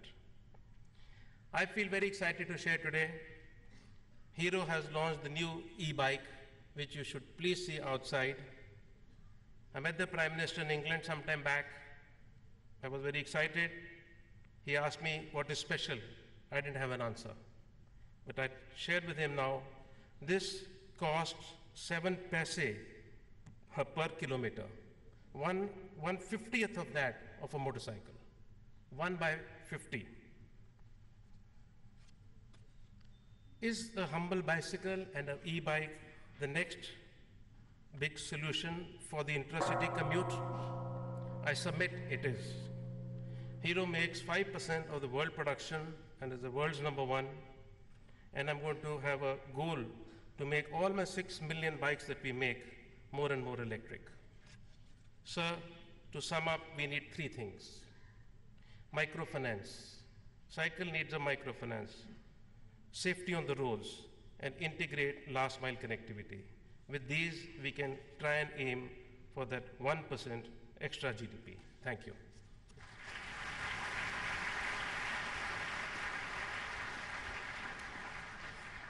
Ladies and gentlemen, our next speaker runs a company that is the largest car producer in China.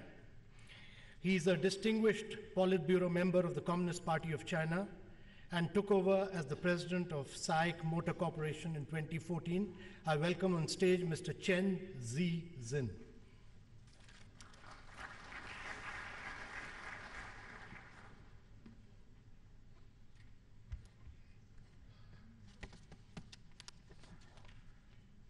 Honorable Prime Minister Modi and senior government officials, delegates, distinguished guests, gentlemen, namaste, hello everyone.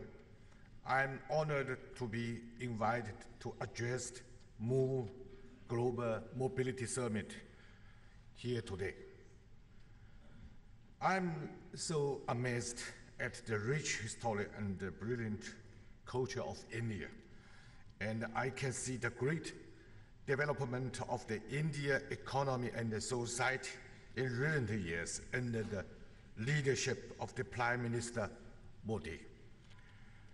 As an important emerging market in the world, India has a huge opportunities and business potentials. Therefore, Cyclemotor and many other global companies are paying close attention to this great country. Cyclemotor is the largest listed automobile group in China. Last year, Cyclemotor sells 6.93 million vehicles And our sales volume has been the top one for 12 years in China.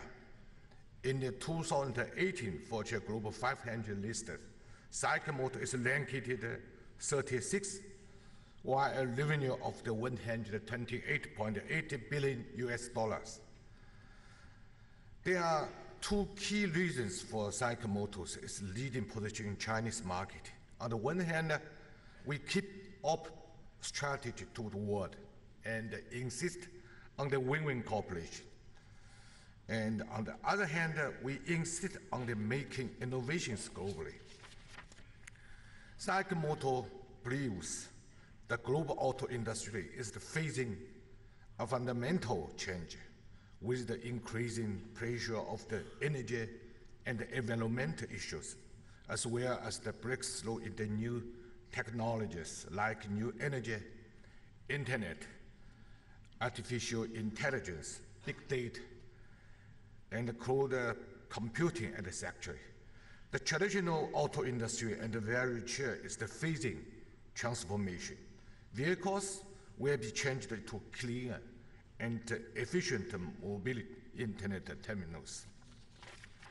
Cyclemotor is advancing globally, and our target is to become a global provider of products and mobility services.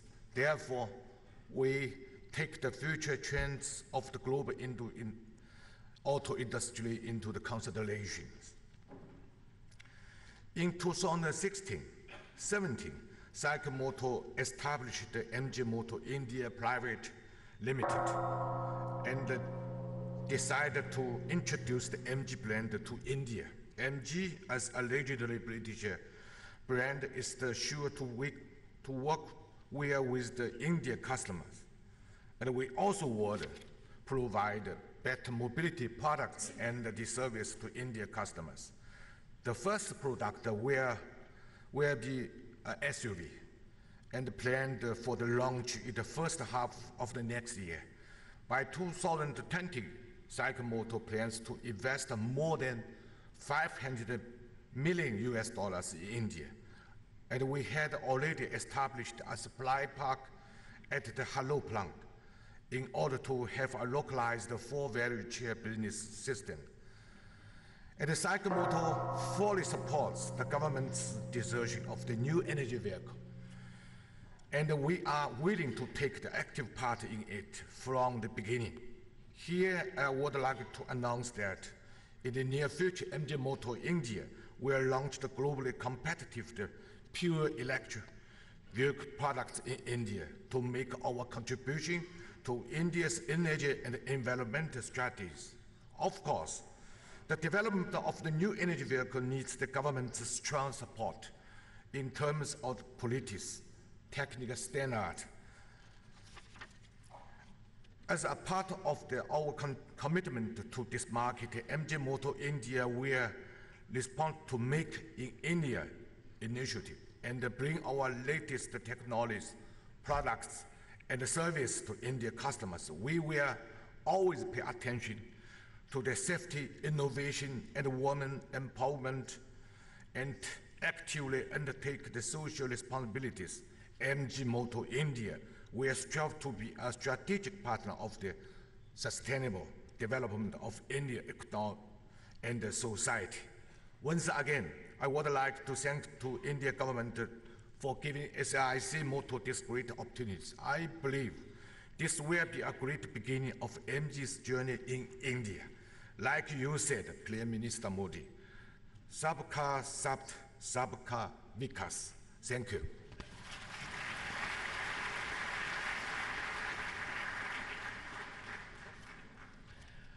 Finally, ladies and gentlemen, we welcome the youngest CEO in this hall. He's a self-made entrepreneur. He does not own a car. He always takes a Ola. Ladies and gentlemen, Bhavish Agarwal.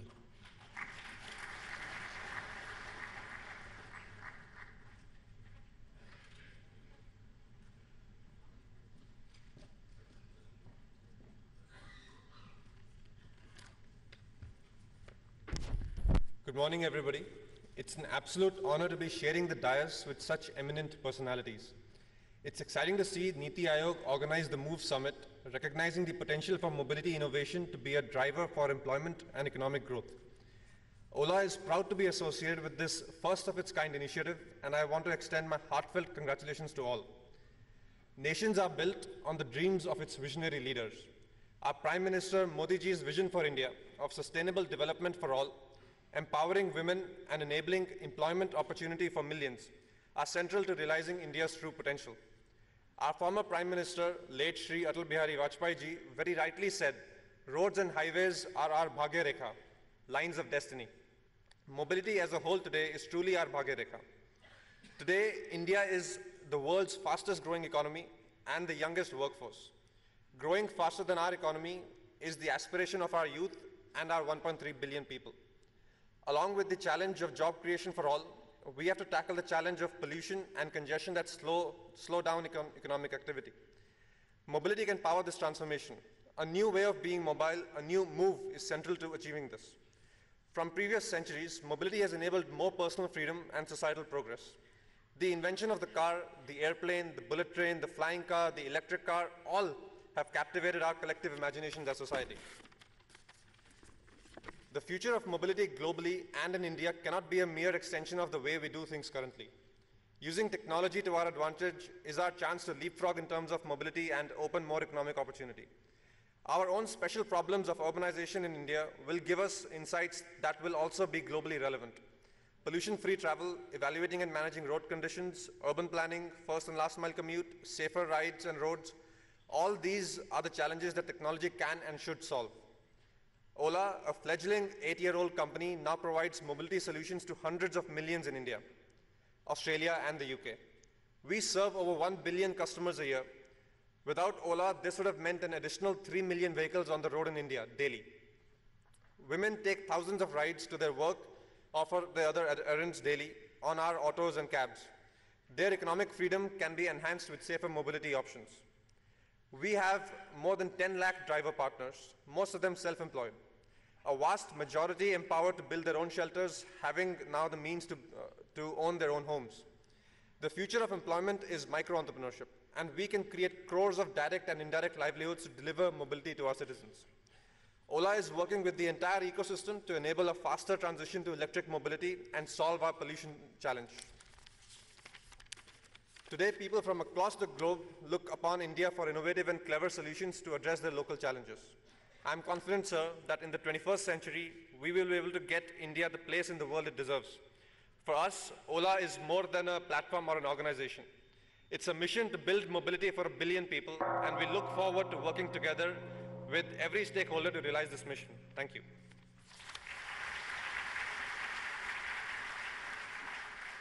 Thank you, Bhavish. It's been incredible to hear such diverse viewpoints, such distinct perspectives of the various pieces that make up the puzzle of mobility, distinct and yet united in the articulation of a vision for a better world. We now come to a part of the ceremony that has had a lot of intellectual and academic work over the last several months.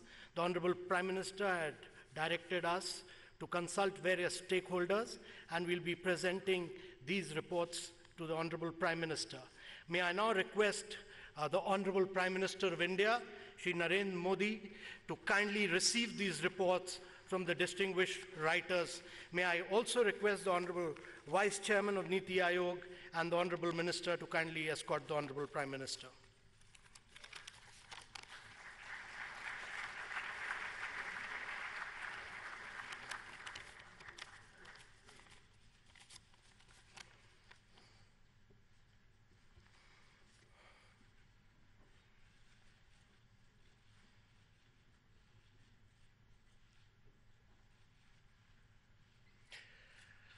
The first report is Transforming India's Mobility Towards a Policy Perspective. May I request Mr. Janmajay Sinha and Mr. Anil Srivastava to present the report to the Honorable Prime Minister.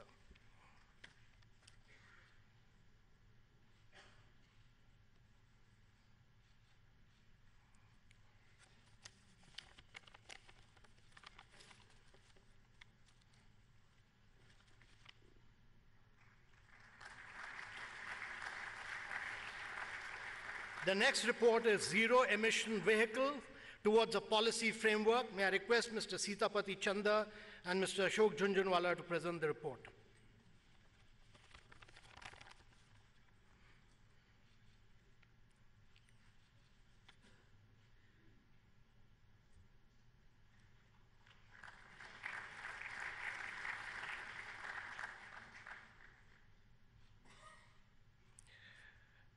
The third report is Goods on the Move, Efficiency and Sustainability in Indian Logistics. Mr. Amri Lovins, Mr. Abhishek Kumar Saxena, and Mr. Lav Bhardwaj, please.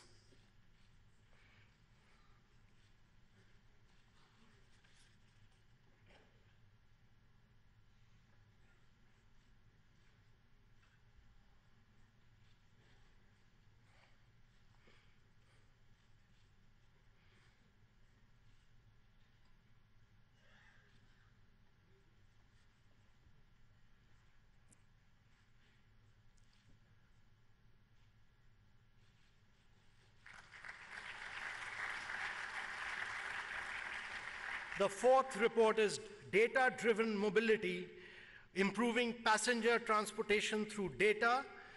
Mr. Clay Stranger, Ms. Shikha Jual, and Ms. Sweta Sharma will present these reports.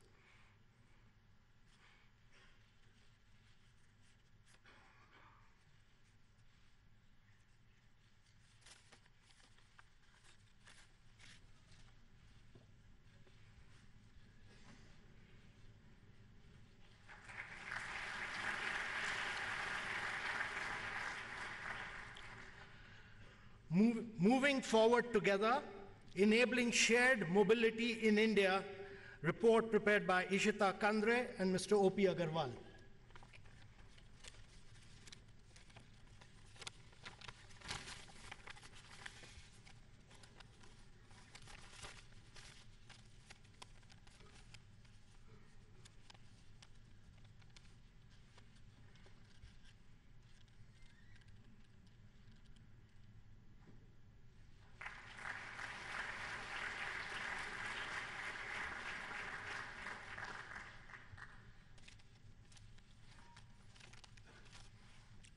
So we have a whole set of intellectual work which has been done, which will be put up on the net and which will be made available to all of you.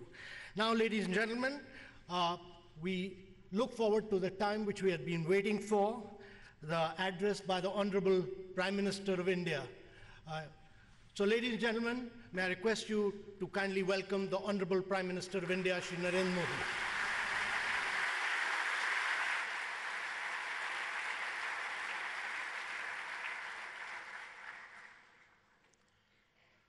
Excellencies, distinguished delegates from across the world, ladies and gentlemen, I welcome you all to the Global Mobility Summit. MOVE. The name of this summit captures the spirit of India today. Indeed, India is on the move. Our economy is on the move. We are the world's fastest growing major economy. Our cities and towns are on the move. We are building 100 smart cities. Our infrastructure is on the move. We are building roads, airports, rail lines, and ports at a quick pace. Our goods are on the move. The goods and service tax has helped us rationalize supply chains and warehouses networks. Our reforms are on the move. We have made India an easier place to do business.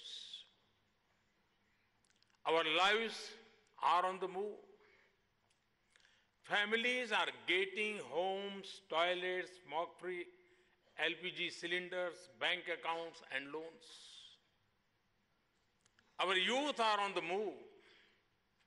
We are fastest emerging as the startup hub of the world. India is moving ahead with new energy, urgency, and purpose. Friends, we all know that mobility has been key to the progress of humanity. The world is now in the middle of a new mobility revolution. It is therefore important to understand mobility as a wider construct. Mobility is a key driver of the economy. Better mobility reduces the burden of travel and transportation and can boost economic growth. It is already a major employer and can create the next generation of jobs. Mobility is central to urbanization. Motorized personal vehicles require ever-growing road, parking, and traffic infrastructure. Mobility is a key element of ease of living. It occupies the minds of virtually every person in time spent to get school and work, in frustration with traffic, in the cost of visiting family or moving goods, in access to public transport, in the quality of air our children breathe, in concerns around the safety of travel. Mobility is critical to preserving our planet. Road transport accounts for 1/5 of global carbon dioxide emissions. This threatens to choke cities and raise global temperatures. Creating a mobility ecosystem that is in sync with nature is the need of the hour. Mobility is the next frontier in our fight against climate change. Better mobility can provide for better jobs, smarter infrastructure, and improve the quality of life. It can also reduce costs, expand economic activity, and protect the planet. Thus, the mobility sector impacts larger public outcomes. Mobility, especially the digitization of mobility, is disruptive. It has big potential for innovation, and it has been setting a sharing pace. Already, people are calling taxis on their phones, sharing bicycles in cities. Buses are running on clean energy. Cars are going electric. In India, we have been laying emphasis on mobility. We have doubled our pace of construction of highways. We have re-energized our rural road building program. We are promoting fuel efficient and cleaner fuel vehicles. We have developed low-cost air connectivity in underserved regions. We are also starting operations on hundreds of new air routes. We are pushing waterways in addition to traditional modes of like rail and road. We are reducing travel distance in our cities by efficient location of homes, schools, and offices.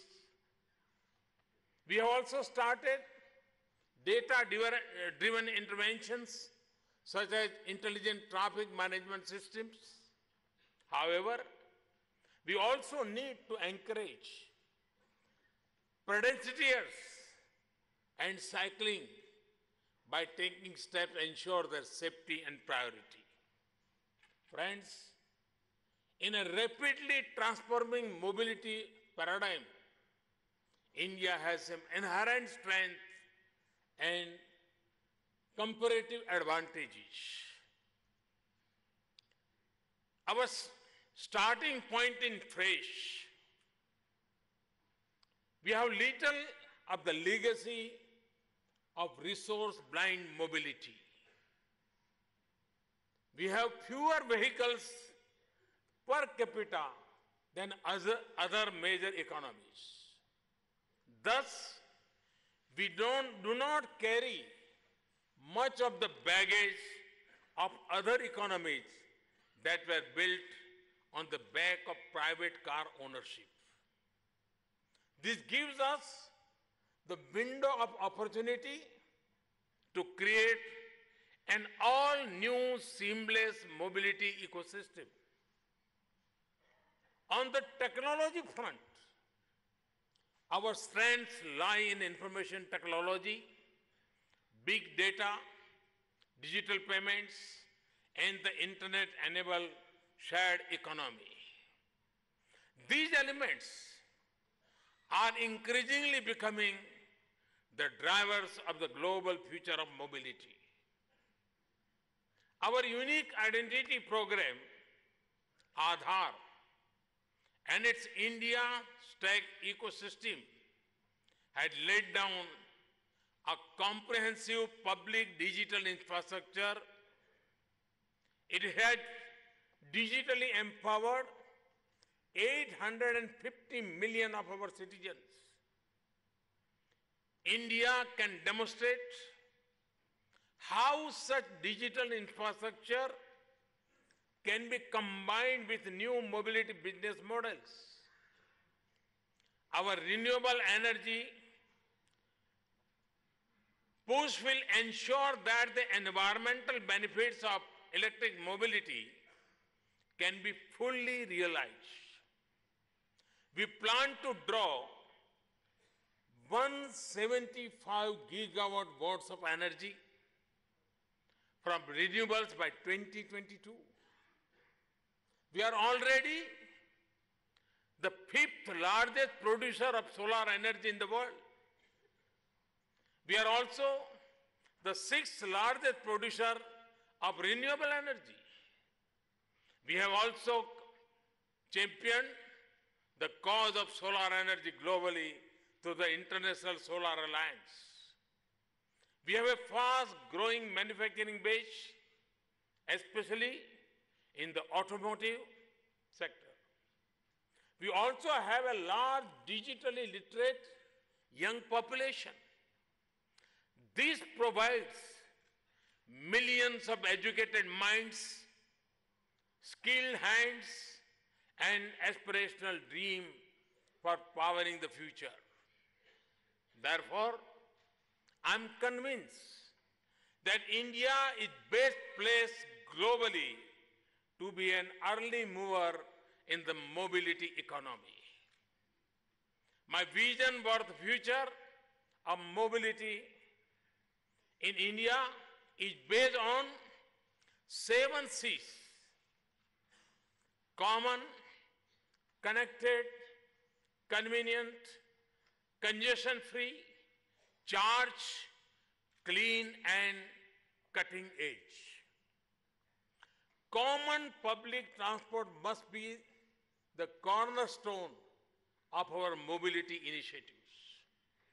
New business models driven by digitization are reinventing the current paradigm. Big data is enabling smarter decision making by better understanding our partners and needs. Our focus must also go beyond cars to other vehicles such as scooters and rickshaws. Large segments of the developing world depend on these vehicles for mobility. Connected mobility implies integration of geographies as well as modes of transport. The internet-enabled connected sharing economy is emerging as the fulcrum of mobility. We must leverage the full potential of vehicle pooling and other innovative technical solutions to improve private vehicle utilization. People from villages should be able to bring their produce to the cities with ease and efficiency. Convenient mobility means safe, affordable, and accessible for all sections of the society. This includes the elderly, the women, and the specially abled. We need to ensure that public transport is preferred to private modes of travel. Congestion-free mobility is critical to check the economic and environment cost of congestion. Hence, there should be emphasis on ending bottlenecks of networks. This would result in fewer traffic jams and lower levels of stress for people traveling. It would also lead to greater efficiency in logistics and freight. Charge mobility is the way forward. We want to drive investments across the value chain, from batteries to smart charging to electric vehicle manufacturing. India's business leaders and manufacturers are now poised to develop and deploy breakthrough battery technology. The India Space Research Organization uses one of the best battery systems to run satellites in space. Other institutions can partner with ISRO to develop cost-effective and efficient battery systems for electric cars.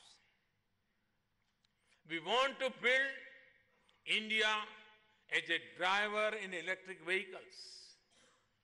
We will soon put in place a stable policy regime around electric and other alternative fuel vehicles. Policies will be designed as a win-win for all and enable huge opportunities in the automotive sector. Clean mobility powered by clean energy is our most powerful weapon in our fight against climate change. This means a pollution-free, clean drive leading to clean air and better living standards for our people. We should champion the idea of clean kilometers. This could be achieved through biofuels, electric or solar charging. Electric vehicles in particular can complement our investments in renewable energy. We will do whatever it takes because this is our commitment to our heritage and our promise to future generations. Mobility is like the internet in its early days. It is cutting edge. It is the next big innovation sector. The Move Hack and Pitch to Move events organized over the past week show how young minds are coming up with creative solutions. Entrepreneurs should see mobility as a sector with immense opportunity for innovation and growth. It is a sector where innovation can help solve problems for public good. Friends, I'm convinced that the mobility revolution is an enabler of our growth and development. When India transforms mobility, it benefits 1/5 of mankind. It also becomes a scaled success story for others to replicate. Let us build a template for the world to adopt. In conclusion, let me particularly appeal to the youth of India. My young, dynamic friends, this is your opportunity to lead a new era of innovation. This is the future. This is the sector that will absorb everything from those with doctorates to engineers to drivers to mechanics. We should embrace this revolution early and leverage our strengths to lead the mobility innovation ecosystem, both for ourselves and for others. The talent and technology assembled here today has the capability of making a transformative mobility shift for India and the world. This shift will be based on caring for our world and sharing with others. To quote from our ancient scriptures, Om Sahana Bhavatu Sahana Bhunaktu Sahaviryam Karavavahai Tejasvinam Vadyamatamastu Ma Vidvishavahai. Which means, may we all be protected. May we all be nourished. May we work together with great energy. May our intellect sharpen. Friends, I look forward to see what we can do together. The summit is just beginning. Let us move ahead. Thank you. Thank you very much.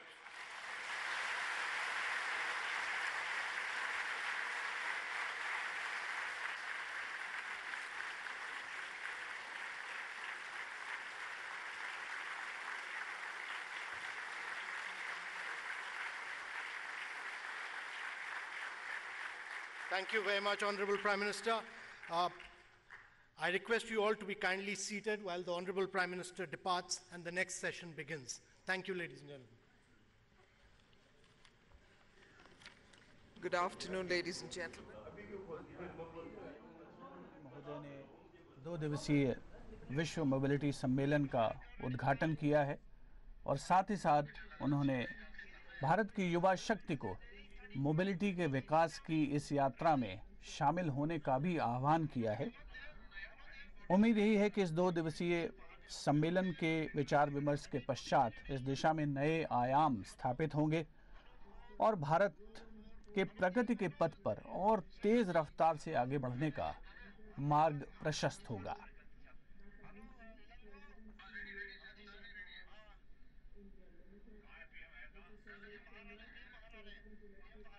एक बहुत ही खास अवसर जहां पर आज विश्व mobility सम्मेलन के उद्घाटन के अवसर पर माननीय प्रधानमंत्री महोदय ने अपने विचार रखे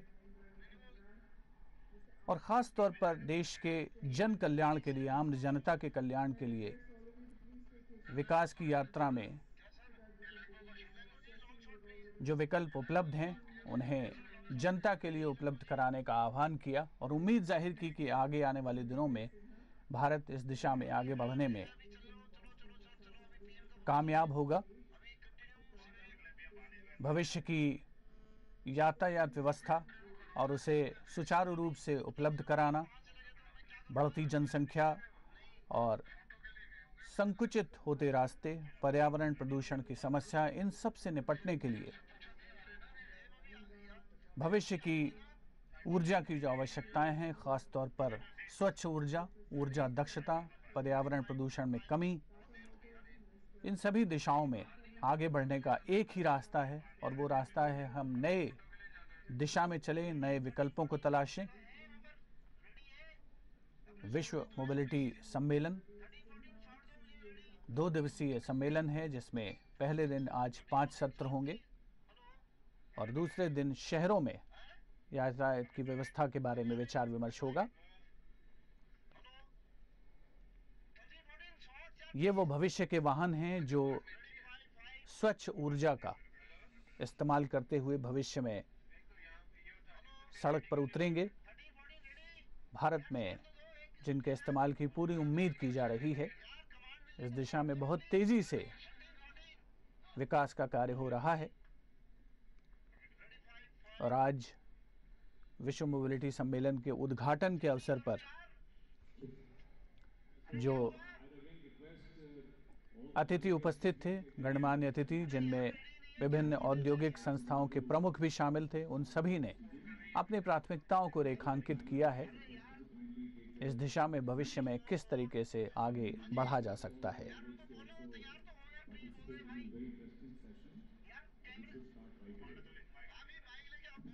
विद्युतीकरण, वैकल्पिक ईंधन, यातायात व्यवस्था के सुधारों पर केंद्रित बातचीत, goods transport, logistics, data analysis, mobility. अपने उद्बोधन में माननीय प्रधानमंत्री महोदय ने आज उद्घाटन भाषण में इन सभी बातों का जिक्र किया।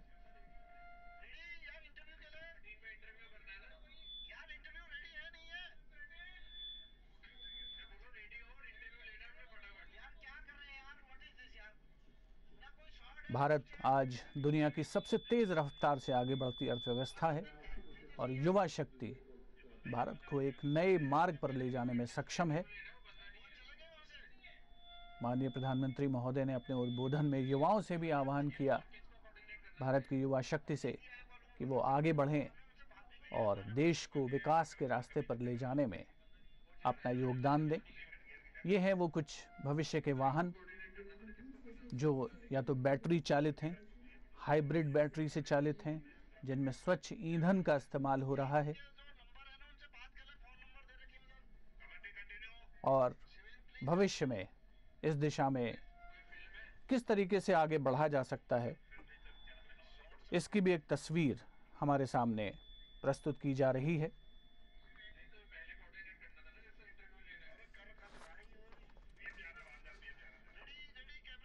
स्वच्छ ऊर्जा का इस्तेमाल, ऊर्जा दक्षता, क्लीन एनर्जी, पर्यावरण प्रदूषण में कमी, ये सभी इस सम्मेलन के उद्देश्य। माननीय प्रधानमंत्री महोदय प्लेनरी हॉल से बाहर आकर के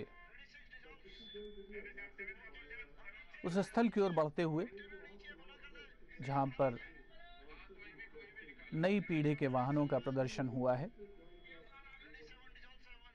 साथ में नीति आयोग के सीईओ श्री अमिताभ कांत, केंद्रीय मंत्रिमंडल के सदस्य राव इंद्रजीत सिंह, श्री पीयूष गोयल,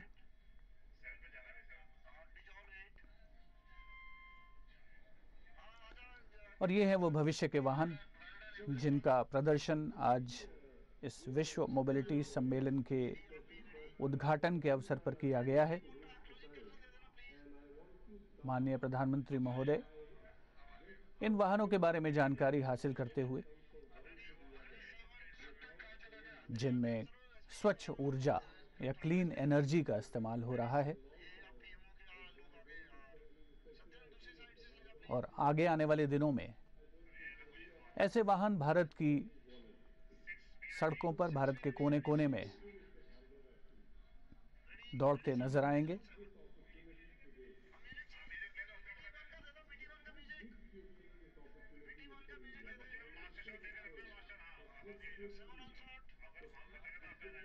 ये ऐसे वाहन हैं जिनमें न केवल ऊर्जा दक्षता का ध्यान रखा गया है, बल्कि रफ्तार और साथ ही फ्यूल एफिशिएंसी यानी ईंधन की किफ़ायत से के साथ इस्तेमाल और उच्चतम तकनीक का इस्तेमाल, इन सभी बातों को इन वाहनों में समाहित करने का प्रयत्न हुआ है, कोशिशें हुई हैं। भारत में इस दिशा में बहुत तेजी से प्रयास किए जा रहे हैं और माननीय प्रधानमंत्री महोदय स्वयं इस दिशा में पूरी दिलचस्पी लेते हैं। आम जनता के इस्तेमाल के लिए होने वाले वाहन भी इनमें शामिल हैं, जिनका प्रदर्शन आज विश्व मोबिलिटी शिखर सम्मेलन के उद्घाटन के अवसर पर किया गया है। जो पारंपरिक ईंधन है, पेट्रोल या डीजल, उससे हटकर बैटरी चालित वाहनों का इस्तेमाल आगे आने वाले वक्त की मांग है। साथ ही नवीकरणीय ऊर्जा, रिन्यूएबल एनर्जी, जिसका प्रधानमंत्री महोदय ने अपने उद्बोधन में उल्लेख किया, जिक्र किया।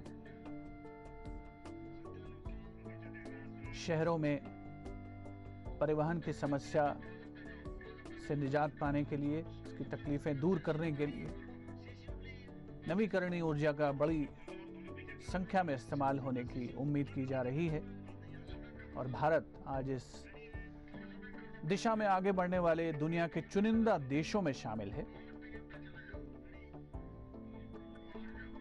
माननीय प्रधानमंत्री महोदय अवलोकन करते हुए इन विकसित गैर परंपरागत ऊर्जा से चालित होने वाले वाहनों का, जो भविष्य में हमारे देश की प्रगति की रफ्तार को और तेज करने में सक्षम साबित हो सकते हैं,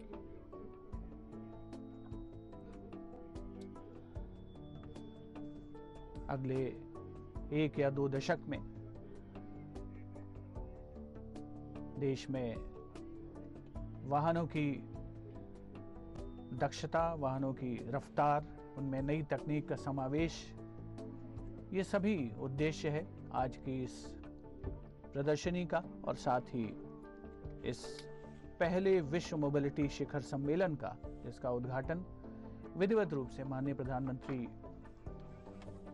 श्री नरेंद्र मोदी ने आज किया है। सार्वजनिक परिवहन के लिए भी इन वाहनों का इस्तेमाल, जो उन्नत तकनीक से लैस हैं, किए जाने की उम्मीद की जा रही है, जिनमें हाइब्रिड एनर्जी से चलने वाली बसें शामिल हैं, जिनका अवलोकन करते हुए माननीय प्रधानमंत्री श्री नरेंद्र मोदी, एक बहुत ही खास अवसर है, भारत की विकास यात्रा का एक प्रमुख सोपान जिसे कहा जा सकता है। पिछले वर्षों में प्रगति के नए आयाम देश की विकास यात्रा के हर कदम पर परिलक्षित हुए हैं और उन्हें मूर्त रूप देने की कोशिश की जा रही है। Pod taxis, bullet train, biofuel से इस्तेमाल होने वाले वाहन, हाइपर लूप, और प्रधानमंत्री महोदय ने अपने उद्बोधन में जिक्र किया स्मार्ट सिटी मिशन का। 100 शहरों को स्मार्ट सिटी मिशन में शामिल किया गया है। ये सभी ऐसे पहलू हैं, ऐसे कदम हैं जिनसे उम्मीद की जा सकती है कि भारत विश्व की जो विकास यात्रा है उसमें एक सबसे आगे बढ़ने वाले देश के रूप में उभर कर सामने आएगा।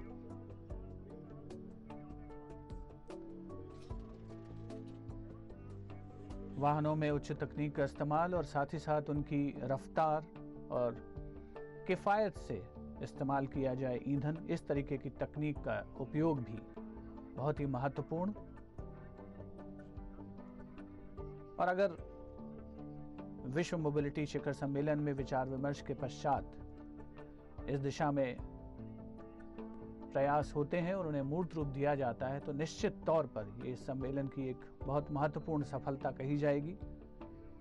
ये भविष्य में इस्तेमाल होने वाली कार का प्रोटोटाइप और मॉडल जो यहाँ पर प्रदर्शित किया गया है प्रदर्शनी में, जिसके बारे में माननीय प्रधानमंत्री महोदय को जानकारी दी जा रही है। The future of automobiles in India and a very futuristic car garnering a lot of interest here. The promotion of clean transport involves a greater degree of reliance on electricity and alternative energy sources. Promotion of clean transport involves the process of electrifying mobility, which will require the establishment of adequate infrastructure such as public charging infrastructure, dedicated charged corridors from point A to point B, charging points in residential complexes, bi-directional vehicular grid interactions for power exchange, etc. None of this is kind of possible without the comprehensive electrification, expanding the geographical reach of electrification to remote areas, as well as expanding the scope of electrification from households to other infrastructure. And of course, most importantly, to bring the cost factors down so that these vehicles, which look futuristic, can be used by the common man. The viability of new energy solutions, along with the entire ecosystem, including the supply chain, mining and manufacturing, research and development, emission mandates, also need to be explored, and there is a huge potential in India, especially for the small vehicle. Storage technology is rapidly evolving and will alter the landscape of technological and economic possibilities.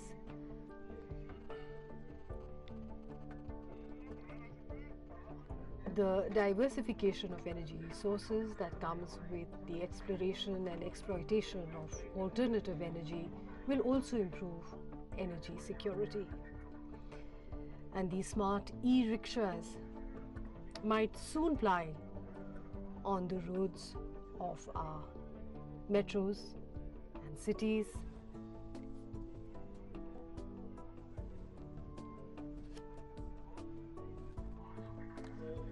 माननीय प्रधानमंत्री महोदय smart three wheeler के बारे में जानकारी प्राप्त करते हुए जिसके मॉडल का प्रदर्शन यहाँ इस प्रदर्शनी में किया गया है, और ये सब भविष्य की तस्वीर पेश करने वाले वाहन हैं।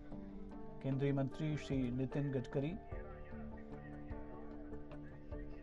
इस सम्मेलन के उद्घाटन के अवसर पर उपस्थित हैं। तीसरा सत्र जो आज का होगा उसमें यातायात व्यवस्था में सुधार पर केंद्रित उद्बोधन देंगे श्री नितिन गडकरी। माननीय प्रधानमंत्री महोदय 2 दिवसीय विश्व मोबिलिटी शिखर सम्मेलन के उद्घाटन के बाद विज्ञान भवन से प्रस्थान करते हुए उम्मीद यही है कि इस सम्मेलन में विचार विमर्श के पश्चात भारत के प्रगति पथ पर और तेज रफ्तार से आगे बढ़ने का मार्ग प्रशस्त होगा। नमस्कार।